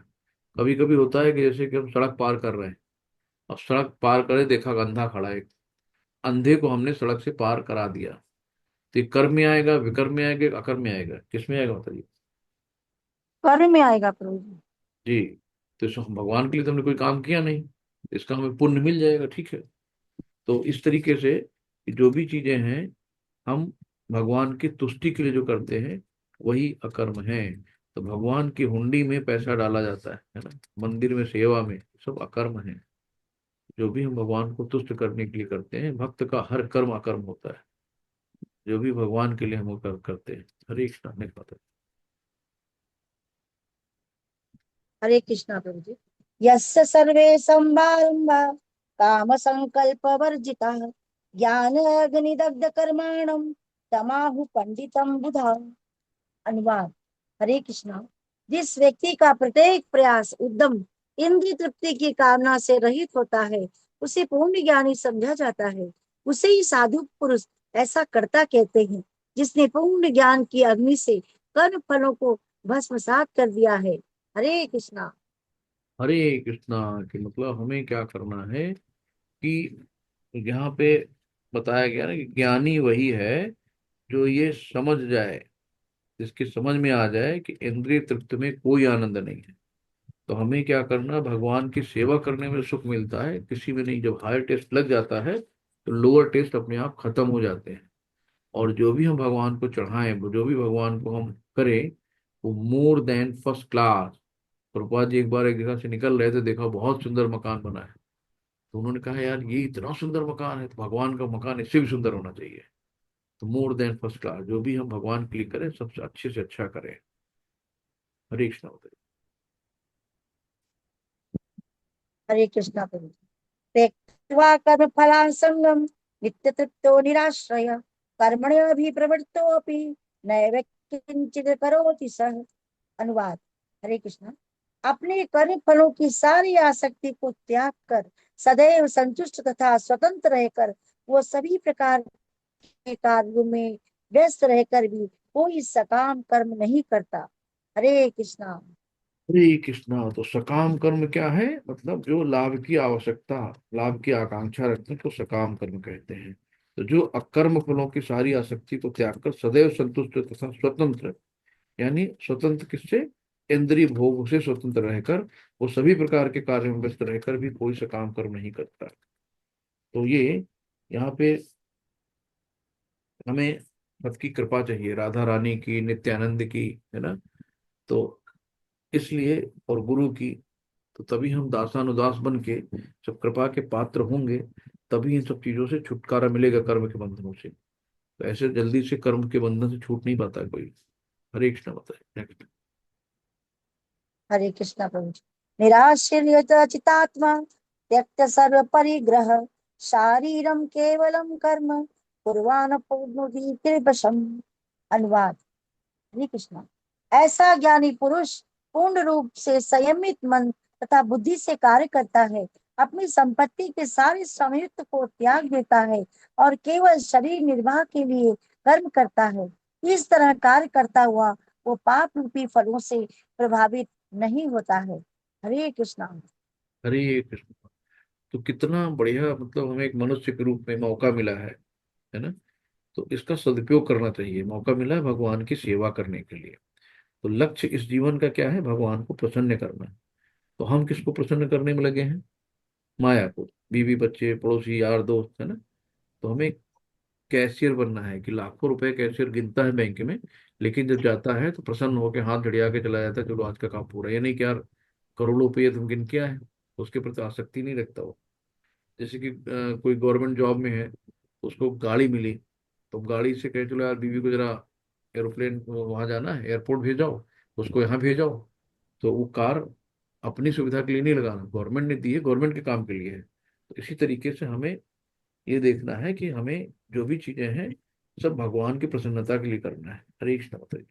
हरे कृष्णा। पूनम माता जी आप पढ़िए, अब किसी का हैंड रेज नहीं है, कोई भक्त नहीं पढ़ना चाहता तो आप पढ़िए।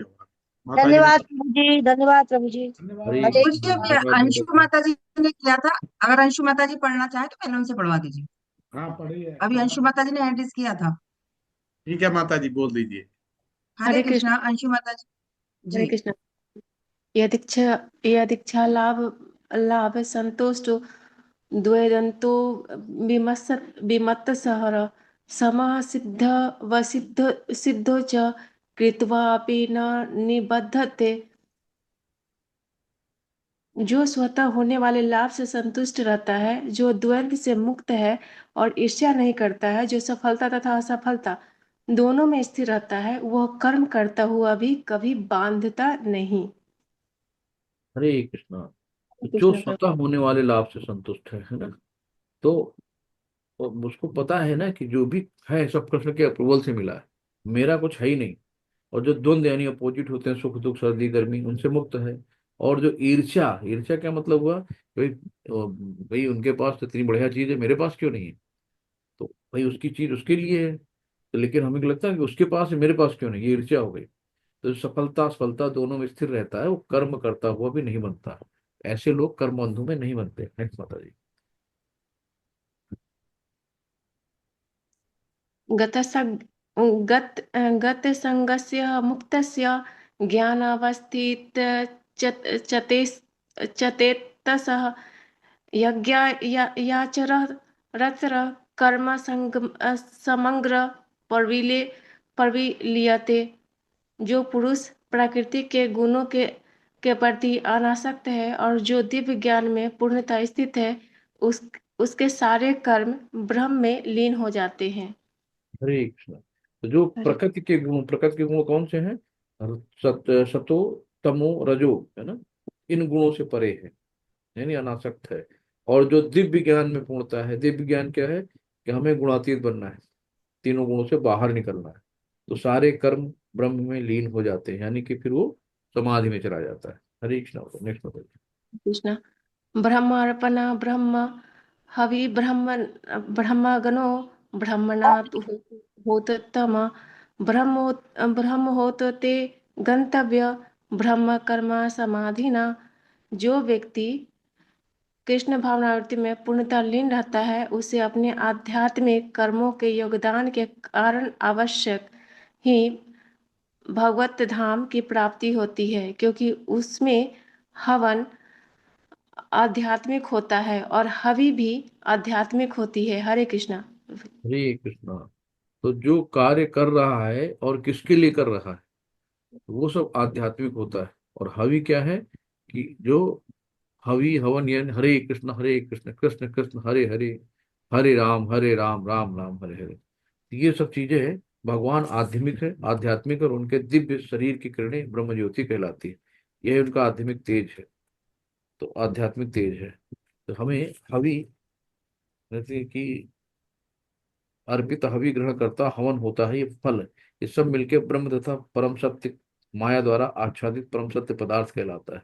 तो जब यही पदार्थ परम सत्य के निमित्त प्रयुक्त होता है, तो इसमें फिर से आध्यात्मिक गुण आ जाते हैं। तो हरे हमें, कृष्ण। हरे कृष्ण। जय माता दी। दैव्यमेवा परे यज्ञम योगिनी पायुपासते ब्रह्म ब्रह्मणा नाव परे यज्ञम यज्ञे नैवोपजुहुति। कुछ योगी विभिन्न प्रकार के यज्ञों द्वारा देवताओं की भली भांति पूजा करते हैं और कुछ परम ब्रह्मा रूपी अग्नि में आहुति डालते हैं। हरे कृष्ण। तो हरे जो कृष्ण। व्यक्ति कृष्ण भावना मोहित होकर अपना कर्म करने में लीन रहता, पूर्ण योगी होता है। यहाँ क्या करना है कि यश प्रसादा भगवत प्रसादो, यानी गुरु भगवान का दास होता है, और वो आपको भगवान की ओर ले जाता है। तो हमें क्या करना चाहिए, गुरु का आदर करना चाहिए। गुरु को प्रसन्न करने से ही भगवान आसानी से प्रसन्न हो जाते हैं। तो इस तरीके से, जैसे कि कोई अम, बच्चे को प्यार करता है तो माँ उनकी खुश हो जाती है, यानी कि बछड़े को अगर आप दाना डाल रहे हो तो माँ अपने आप उसके साथ चली जाती है। इस तरीके से गुरु को प्रसन्न करेंगे, भगवान अपने आप प्रसन्न होंगे। हरे कृष्ण। हरे कृष्ण। श्रोतादीनि निन्द्रिया यानने संयमग्निषु जुहवति शब्दादि विषयानन इंद्रियाणि इंद्रियागिनषु जुहवति। इसमें कुछ श्रवणादि क्रियाओं तथा इंद्रियों को मन की नियंत्रण रूपी अग्नि में स्वाहा कर देते हैं, तो दूसरे लोग इंद्र विषयों को इंद्रियों की अग्नि में सुलगा देते हैं। हरे कृष्ण। तो यहाँ हरे पे कहा गया है कि हर चीज की छूट दी गई है। एक नियमित करना है। तो हमें क्या करना है कि श्रवण करो हरिनाम का नियमित। और यहाँ बताया गया है कि ब्रह्मचारी के बारे में कि अगर भाई पुत्र की चाहत है तो यहाँ पे गर्भाधान संस्कार है, उसकी वजह से पुत्र हो गया, बस ठीक है, पितृ हो गया, इंद्रियों को कंट्रोल कर लिया, तो ब्रह्मचारी कहलाएगा। ऐसा नहीं कि एकदम पूर्ण ब्रह्मचारी मतलब ही नहीं। तो हमें क्या करना है कि जो पुत्र पैदा हुआ उसको कृष्ण की सेवा में लगाना है। तो ये प्रभुपाद जी यहाँ पे इतना अलाउ कर गए हैं कि यहाँ पे लोग मैरिज कर सकते हैं, और जगह तो शादी नहीं करना, टोटल ब्रह्मचर्य बिताना है। तो मन में कुछ और होता है, तन में कुछ और होता है। तो ये सारी चीजें जो हमें अनासक्त नहीं रहता है यौन क्रियाओं से। तो संयमित गृहस्थ उच्चतर दिव्य जीवन के लिए अपनी इंद्रिय तृप्ति की प्रवृत्ति की आहुति कर देता है। हरे कृष्ण। Next topic. हरे कृष्ण प्रभु जी। हरे कृष्ण। ठीक है प्रभु जी, मैं पढ़ती हूँ। हाँ। सर्वाणि इंद्रियाणि कर्माणि, सर्वाणि इंद्रिय कर्माणि प्राणकर्माणि चापरे, आत्म संयम योगाग्नि जुह्यति ज्ञान दीपिते। हरे कृष्ण। अनुवाद। जो दूसरे जो मन तथा इंद्रियों को वश में करके आत्म साक्षात्कार करना चाहते हैं, संपूर्ण इंद्रियों तथा प्राणवायु के कार्यों को संयमित मन रूपी अग्नि में आहुति कर देते हैं। हरे कृष्ण। हरे कृष्ण। तो यहाँ पे सबसे दिया गया है कि सबसे महत्वपूर्ण विधि क्या है, श्रवण। तो हमें शुद्ध श्रवण करना है, क्या करना, हरिनाम संकीर्तन का। तो इससे हम अच्छे से कर सकते हैं। हरे कृष्ण। नेक्स्ट माता जी।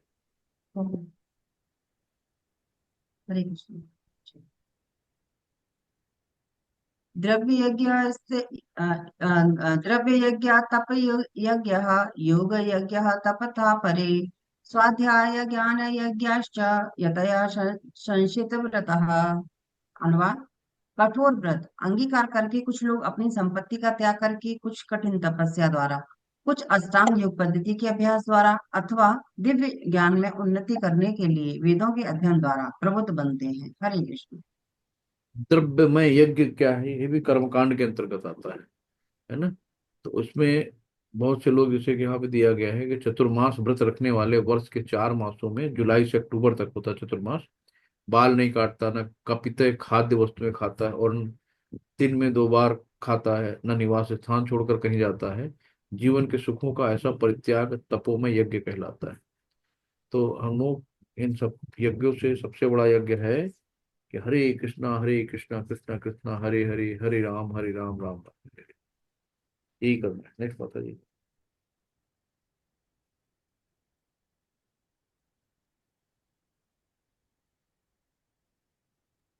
हरे कृष्ण। जी। पानि जुह्यति प्राणं, प्राणे अपानं था परे तथा परे, प्राण अपान गतिरुद्ध्वा प्राणायाम परायणः, अपरे नियतहारा प्राणान् प्राणेषु जुह्यति। अनुवाद।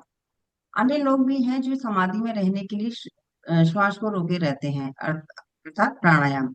वे अपान में प्राण को और प्राण में अपान को रोकने का अभ्यास करते हैं, और अंत में प्राण अपान को रोककर समाधि में रहते हैं। अन्य योगी कम भोजन करके प्राण की प्राण में ही आहुति दे देते हैं। हरे कृष्ण। हरे कृष्ण। तो प्राण यानी ऊपर, अपान माने नीचे। तो ये सब प्राणायाम होते हैं। तो अपनी इच्छा से करते हैं, सांस को रोक लेना, ऊपर चढ़ा लेना, नीचे कर लेना। बहुत से लोग कुंभक योग करके अपनी अवधि को बढ़ा लेते हैं, अपने जीवन को, आयु को बढ़ा सकते हैं। तो जीवन के अंत में उसे स्वतः भगवान, अब क्या है, एक भक्त क्या करता है, एक भक्त बहुत लंबी आयु की उम्र नहीं चाहता कि हमें बहुत लंबा नहीं जीना है। तो फलतः क्या होता है, जीवन के अंत में उसे स्वतः भगवान कृष्ण के दिव्य पद पर स्थानांतरित कर दिया जाता है। अतः वो दीर्घ जीवी बनने का प्रयत्न नहीं करता है, वो तुरंत मोक्ष के पद को प्राप्त करता है। तो ये भक्त की चीजें हैं। तो जैसे कि देवकी मैया थी, तो उन्होंने क्या करा, भगवान को आदर दिया, ना भगवान के रूप में आए ना। तो अपने अपने बालक के रूप में उन्होंने उनको प्यार ही नहीं कर पाई। तो कृष्ण को भगवान मान बैठी, इसलिए उनका आदर किया, है ना। और यशोदा मैया डंडी लेके दौड़ा लेती थी कि कृष्ण रुक जा, मैं आ रही हूँ पीछे तेरे। तो कृष्ण किस, यशोदा मैया का प्रेम था। तो हमें इस तरीके से कैसे कैसे भगवान को पाना है। सबके अपने अपने गुण है, कोई बच्चे के रूप में प्यार करता है, कोई सखा के रूप में करता है, कोई कैसे भी करता है। ये है हरे कृष्ण। सर्वे सर्वे अपि ते यज्ञ पितु यज्ञशपीत कल्मषः यज्ञशिष्टामृत भुजो यान्ति ब्रह्मा सनातनम। अनुवाद। ये सभी यज्ञ करने वाले यज्ञों का अर्थ जानने के कारण पाप कर्मों से मुक्त हो जाते हैं और यज्ञों के फलों रूपी अमृत को चखकर परम दिव्य आकाश की ओर बढ़ते हैं। हरे कृष्ण। हरे कृष्ण। मतलब यज्ञ क्या है? यज्ञ में भगवान की तुष्टि के लिए करते हैं, वही यज्ञ कहलाता है। नेक्स्ट हरे बताइए। कृष्ण प्रभु जी। नायम लोको अस्मस्य यज्ञस्य कुतो अन्य कुरु सतम। तो ये सब ये, हे कुरुश्रेष्ठ, जब यज्ञ के बिना मनुष्य इस लोक में या इस लोक नायं में। लोको लोको अस्य नायं लोको तस्य यज्ञस्य जी कुतो अन्य कुरु सत्तमः। इस श्लोक में या इस जीवन में ही सुख पूर्वक नहीं रह सकता तो फिर अगले जन्म में कैसे हरे कृष्ण। रहेगा। तो हरे कृष्ण। यहाँ कर्म जो है अगले जन्म में काम आते हैं। तो जो आज करेंगे कहीं न कहीं हमारा वो जन्म अगला निर्धारित करता है। तो भक्ति एक प्रकार की गंगा है, जहाँ किसी कर्म कांड की जरूरत नहीं है, बस भक्ति में नहाओ और निकल आओ। तो सर्वश्रेष्ठ सुख वो है जिसे मनुष्य कृष्ण भावनामृत के अभ्यास द्वारा वैकुंठ जाकर प्राप्त करता है। अतः कृष्ण भावना भावित जीवन की इस भौतिक जगत की समस्त समस्याओं का एकमात्र हल है। हरे कृष्ण। नेक्स्ट।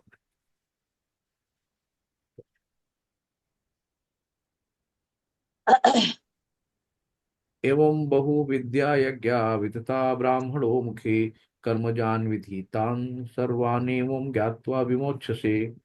यहाँ पे ये विभिन्न प्रकार के यज्ञ वेद सम्मत हैं, और ये सभी विभिन्न प्रकार के कर्मों से उत्पन्न हैं। इन्हें इस रूप में जानने पर तुम मुक्त हो जाओगे।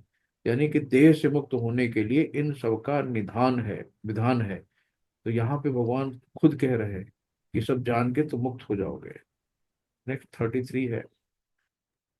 श्रेयान द्रव्यम यज्ञ, श्रेयान् द्रव्यमायां यज्ञात ज्ञान यज्ञ परन्तपः सर्वं कर्म अखिलम पार्थ ज्ञाने परिसमाप्यते। हे परम तप, द्रव्य यज्ञ से ज्ञान यज्ञ श्रेष्ठ है। हे पार्थ, अंततो गत्वा सारे कर्मों का अवसान दिव्य ज्ञान में ही होता है। तो ये द्रव्य ज्ञान क्या है? कि पैसा खर्च करना है। और ज्ञान यज्ञ से क्या है?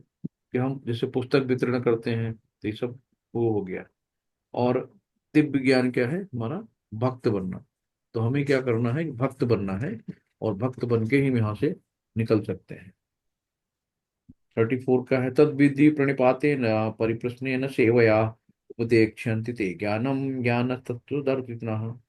तो यहाँ पे भगवान बताते हैं कैसे गुरु के पास जाना है। तुम गुरु के पास जाकर सत्य को जानने का प्रयास करो, उनसे विनीत होकर जिज्ञासा करो, उनकी सेवा करो। स्वयं शुद्ध स्वरूप व्यक्ति तुम्हें ज्ञान प्रदान कर सकते हैं, क्योंकि उन्होंने सत्य का दर्शन किया है। तो अपने गुरु की कृपा कैसे लेनी हमें? कि भगवान के पास जाना है ना। भगवान के दर्शन जिसने करे हैं उनको हम गुरु कहते हैं, सत्य को जानते हैं वो। तो हमें उनसे विनीत होकर उनकी सेवा करके उनसे हमें रिक्वेस्ट करनी है, भीख मांगनी है दया की। तब जाके भगवान गुरु खुश होके हमें ज्ञान देते हैं। तो ज्ञान प्राप्ति के लिए हमें प्रामाणिक गुरु की शरण में जाना होगा। ऐसे गुरु को पूर्ण समर्पण करके स्वीकार किया जाता है। अहंकार के लेके नहीं, चलो मैं तो मुझे बहुत ज्ञान दे देंगे। तो ये है। नेक्स्ट है, यज्ञात्वा यज्ञात्वा न पुनर्मोहम एवं यास्यसि पांडवः येन भूतानि अशेषाणि द्रक्ष्यसि आत्मनि अथ मयि। स्वरूप से प्रसिद्ध व्यक्ति से वास्तविक ज्ञान प्राप्त कर चुने पर तुम पुनः कभी ऐसे मोह को प्राप्त नहीं होगे, क्योंकि इस ज्ञान के द्वारा तुम देख सकोगे कि सभी जीव परमात्मा के अंश स्वरूप हैं, अर्थात वे सबसे परे हैं। तो श्री कृष्ण भगवान हैं और सभी कारणों के कारण हैं। तो यहाँ पे हम लोग देख चुके हैं कितने भगवान के अवतार होते हैं। तो सब क्या है? सब भगवान के अंश ही हैं। तो इस तरीके से गीता का संपूर्ण उद्देश्य सभी ओर लक्षित है। कृष्ण का नित्य दास होने के कारण जीव उनसे पृथक नहीं हो सकता। कृष्ण से अपने को विलग मानना ही माया कहलाती है। तो जैसे हम कृष्ण की उंगली छोड़ते हैं, भगवान की उंगली छोड़ते हैं, माया हमें हप कर लेती है। तो कोई कृष्ण भावनामृत के माध्यम से दिव्य सेवा में लग जाता है, तो इस माया से तुरंत मुक्त हो जाता है। ऐसा ज्ञान केवल प्रमाणिक गुरु से ही प्राप्त हो सकता है। और इस तरह इस भ्रम को दूर कर सकता है और जीव कृष्ण के तुल्य है। तो पूर्ण ज्ञान तो वो है कि परमात्मा कृष्ण समस्त जीवों के परम आश्रय हैं। तो नेक्स्ट जो है अपि हरे कृष्णा प्रभु जी, मैं पढ़ देती हूँ प्रभु जी, वो एक्चुअली वो नेट पे शो जी। बेनिफिट। अपि चेदसि पापिभ्यः सर्वेभ्यः पापकृतं सर्वं ज्ञानप्लवेनैव वृजितं सन्तिरिष्यति। अनुवाद। यदि तुम्हें समस्त पापियों में भी सर्वाधिक पापी समझा जाए तो भी तुम दिव्य ज्ञान रूपी नाव में स्थित होकर दुख सागर को पार करने में समर्थ होंगे। हरे कृष्ण। हरे कृष्ण। तो हमारे जो गुरु होते हैं ना, गुरु हमें, गुरु के, समझ लीजिए गुरु के जो हृदय में भगवान की फाइल है। तो हमें क्या करना है, गुरु के माध्यम से वो डाउनलोड करना। लेकिन अगर गलती कर दी ना, कहीं इधर उधर उंगली दब गई तो डिलीट भी हो सकती है। तो गुरु समस्त पापों से मुक्त कराकर भगवान की सेवा का मौका गुरु हमारे देते हैं। तो अब क्या है कि ये जो है कभी कभी अपराध होने लगते हैं। तो दीक्षा लेने के बाद भी अपराध होते हैं, तो अपराध कभी नहीं करना। तो वैष्णव अपराध सबसे खतरनाक होता है। नेक्स्ट बताइए। यथेधांसि समिधर अग्नि भस्मसात् कुरुते अर्जुन। अर्जुन ज्ञानाग्नि सर्व कर्माणि भस्मसात् कुरुते तथा। अनुवाद। जैसे प्रज्वलित अग्नि ईंधन को भस्म कर देती है, उसी तरह ही अर्जुन ज्ञान रूपी अग्नि भौतिक कर्मों के समस्त फलों को जला डालती है। हरे कृष्ण। हरे कृष्ण। तो सबसे क्या है कि ज्ञान रूपी अग्नि भौतिक कर्मों के समस्त फलों को जला हरे डालती है। कृष्ण हरे कृष्ण। हमारा हमारा जो मन है वो हमारा शत्रु भी है और हमारा मित्र भी है।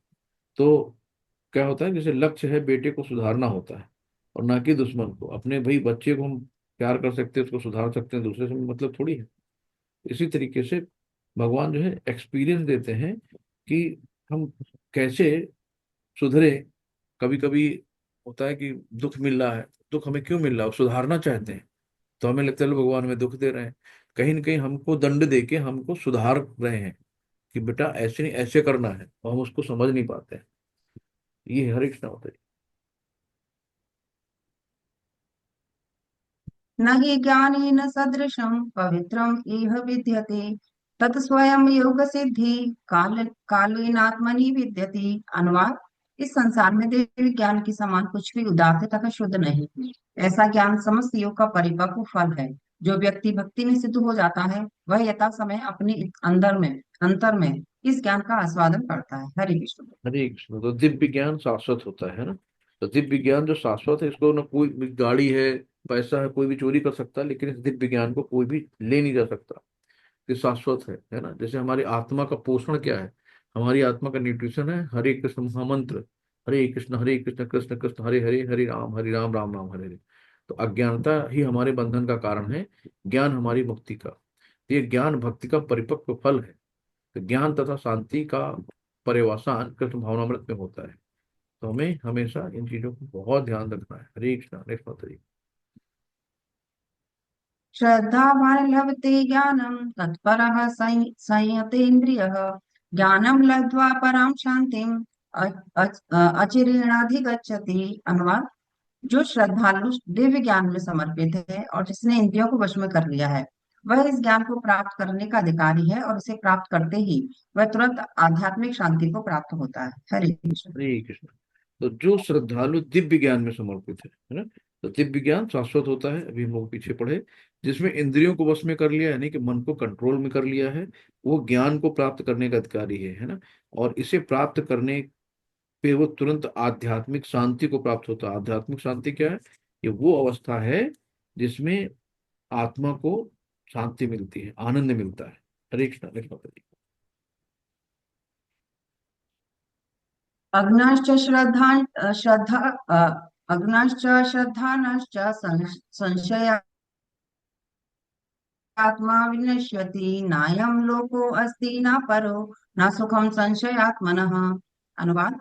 किंतु जो अज्ञान तथा श्रद्धा विहीन व्यक्ति शास्त्रों में संदेह करते हैं, वे भगवत धाम भावनामृत नहीं प्राप्त करते, अपितु नीचे गिर जाते हैं। संशय आत्मा के लिए ना तो इस लोक में और ना ही परलोक में कोई सुख है। हरे कृष्ण। हरे कृष्ण। तो यहाँ पे श्लोक में दो बार संशय आत्मा कहा गया, संशय आत्मना विनश्यति और सुखम संशय आत्मना। तो दो बार संशय बोला गया है। तो यानी कि जो श्रद्धा विहीन है, जो शास्त्रों को नहीं मानते है ना, भगवान में डाउट करते हैं, तो ये सब क्या है, मूर्खों के लक्षण है। तो शास्त्रों एवं भगवान पर संदेह करने वाले तो कभी सुखी जीवन में रह ही नहीं सकते। देख माता जी। योग संन्यस्त कर्माणं ज्ञान ज्ञान ज्ञान सच्चन ज्ञान ज्ञान सन्निच्छ संशयम् आत्मवंतन कर्माणि निबंधन्ति धनंजय। अनुवाद।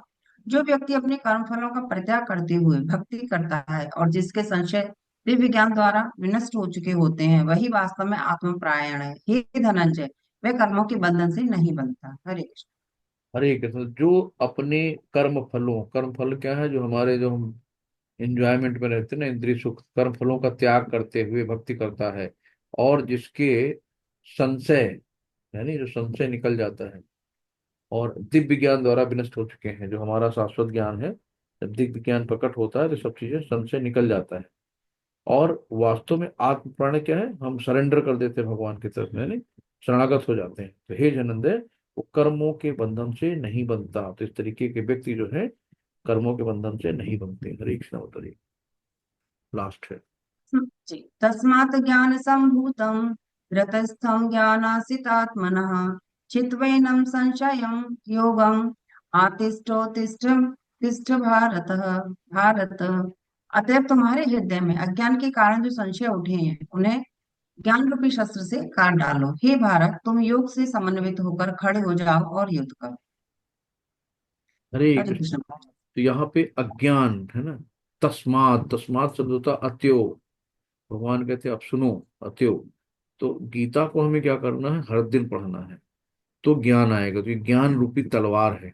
ज्ञान रूपी तलवार, शस्त्र जो है, हम जब निरंतर किसी चीज को पढ़ेंगे, तो जब ज्ञान आएगा तो हम, हमसे कोई भी बात करेगा तो हम कम से कम उसका जवाब तो दे सकते हैं। तो ये ज्ञान रूपी तलवार से अज्ञान को काट डालना है। तो हमेशा हर चैप्टर में भगवान ने कहा है कि उठ अर्जुन और युद्ध करो, है ना। तो यहाँ पे हर चीजों को हमें भगवान को समर्पित करना है, यानी कि तुम योग से, योग का मतलब भगवान से जोड़ना है। हरे कृष्णा माता जी। तो ये जब चैप्टर जो है बहुत अच्छा रहा। जो कृष्ण को प्रमाण नहीं मानता और नीचे गिर जाता, तो मनुष्य को चाहिए कि वो सेवा तथा समर्पण समेत किसी प्रमाणिक गुरु के निर्देशन में भगवत गीता या अन्य किसी शास्त्र का अध्ययन करे। प्रमाणिक गुरु अंतकाल से चली आने वाली परंपरा में होता है, और परमेश्वर के उन उपदेशों से तनिक भी विपत नहीं होता जिन्होंने लाखों वर्ष पूर्व सूर्यदेव को दिया था, और जिसने भगवत गीता के उपदेश को इस धराधाम में आए हैं। देखिए, भगवान निश्चित रूप से परम पुरुष हैं, और उनके कार्यकलाप दिव्य हैं। जो इसे समझता है वो भगवत गीता का अध्ययन शुभारंभ करते ही मुक्त हो जाता है। हरि बोल। हरे कृष्णा। तो इस प्रकार भगवत गीता के चतुर्ध्याय दिव्य ज्ञान का भक्ति वेदांत तात्पर्य भक्ति पूर्ण ज्ञान हुआ। तात्पर्य पूर्ण हुआ। हरे हरे कृष्ण। कृष्णा। हरि बोल। आज का चैप्टर कैसा लगा? और किसी को कुछ ऐड करना हो, कुछ और बताना हो, या कोई क्वेश्चन हो तो कर सकते हैं। हरे कृष्णा। धन्यवाद प्रणाम। जी। मधु प्रभु जी पहले मदद करेंगे या फिर पहले क्वेश्चन ले लें? ले लीजिए, क्वेश्चन ले लीजिए। ठीक है प्रभु। मधु माता जी, हरे कृष्ण, पूछिए प्रभु। हरे कृष्णा। धन्यवाद माता जी।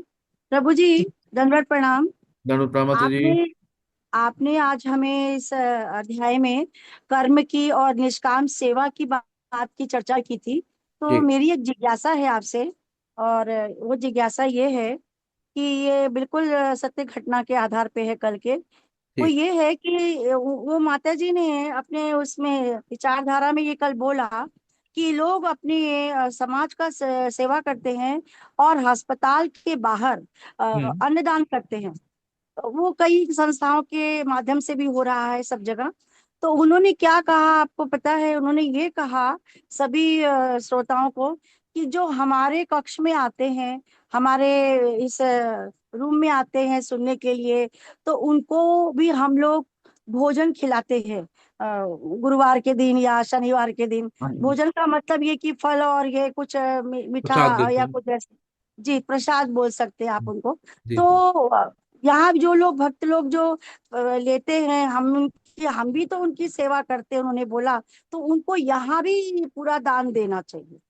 अब प्रश्न मेरा ये है कि जिसकी स्थिति कैसी है, आर्थिक सामाजिक, उसके पारिवारिक, वो वही जानता है। श्रोता सब तो जानते नहीं है। और जी। इसमें किसी को बंधन तो नहीं देना चाहिए प्रभु जी ना, कि ये आपको करना है। ये तो उसके अंदर की भावना है, वो थोड़ा करे, ज्यादा करे, कम करे। और जो बाहर का समाज है, वो तो कई भक्तों के मदद से चलता है। कोई एक व्यक्ति का तो शो होता नहीं है ये। सबके लिए भोजन का, अन्नदान का, रोज 365 डेज कार्य करना। तो ये जरा मुझे इस चीज को क्लियर करिए।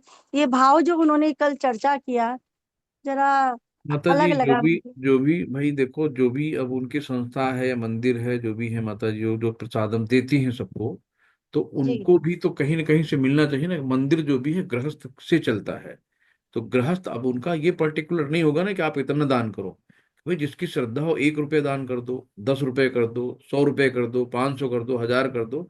तो जिसके पास जो श्रद्धा हो।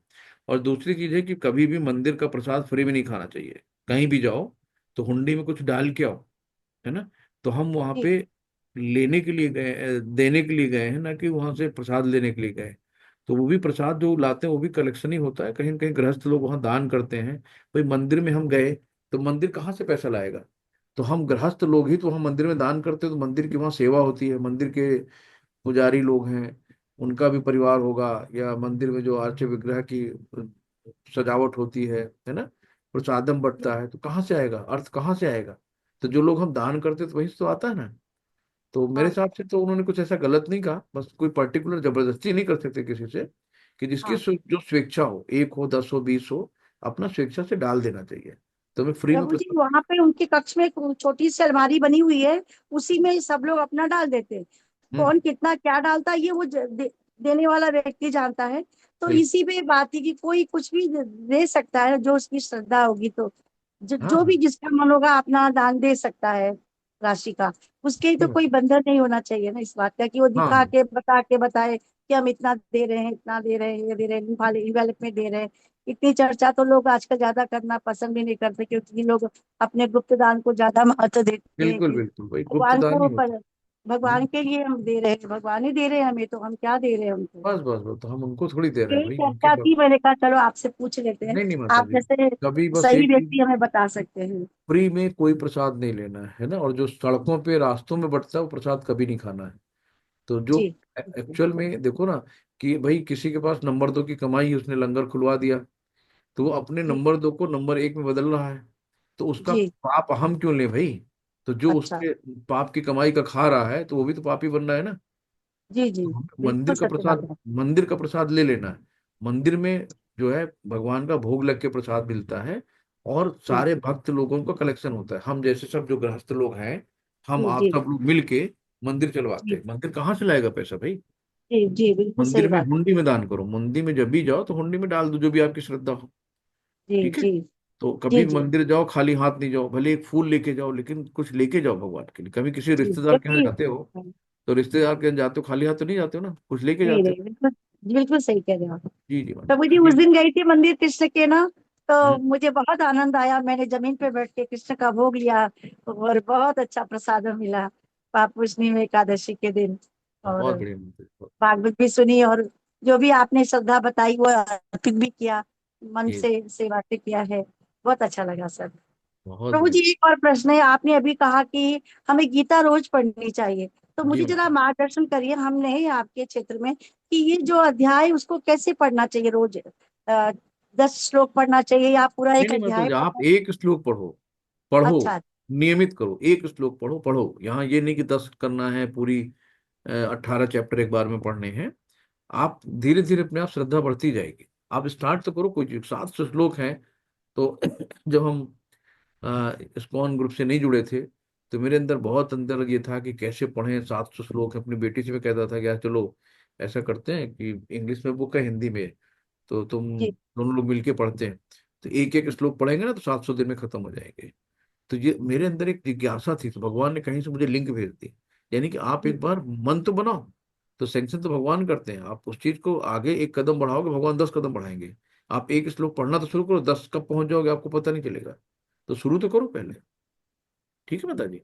बहुत अच्छा मार्गदर्शन मिला, जी बहुत अच्छी प्रेरणा मिली मुझे आज आपसे। जी माता। धन्यवाद। हरे धन्यवाद कृष्णा। धन्यवाद। हरे कृष्णा हरे कृष्णा। और किसी का क्वेश्चन हो तो चलते हैं फिर। वांछा कल्पतरुभ्यश्च किसी कृपा का कुछ सिंधुभ्यः एव च पतितानां पावनेभ्यो आपने वैष्णवेभ्यो नमो नमः। वैष्णवी जो नमन कोटि वैष्णव बंद की जय, श्री पाद की जय, गुरु महाराज जी की जय, सभी भक्तों की जय। हरे कृष्णा, सभी को प्रणाम। हरे कृष्णा माता जी। हरे कृष्ण प्रभु जी, धन्यवाद सभी हरे भक्तों का बहुत बहुत धन्यवाद। अंशु माता जी आपका भी बहुत बहुत धन्यवाद, आपने हरे श्लोका पढ़। हरे हरे कृष्ण। कृष्णा, सभी को दंड प्रणाम।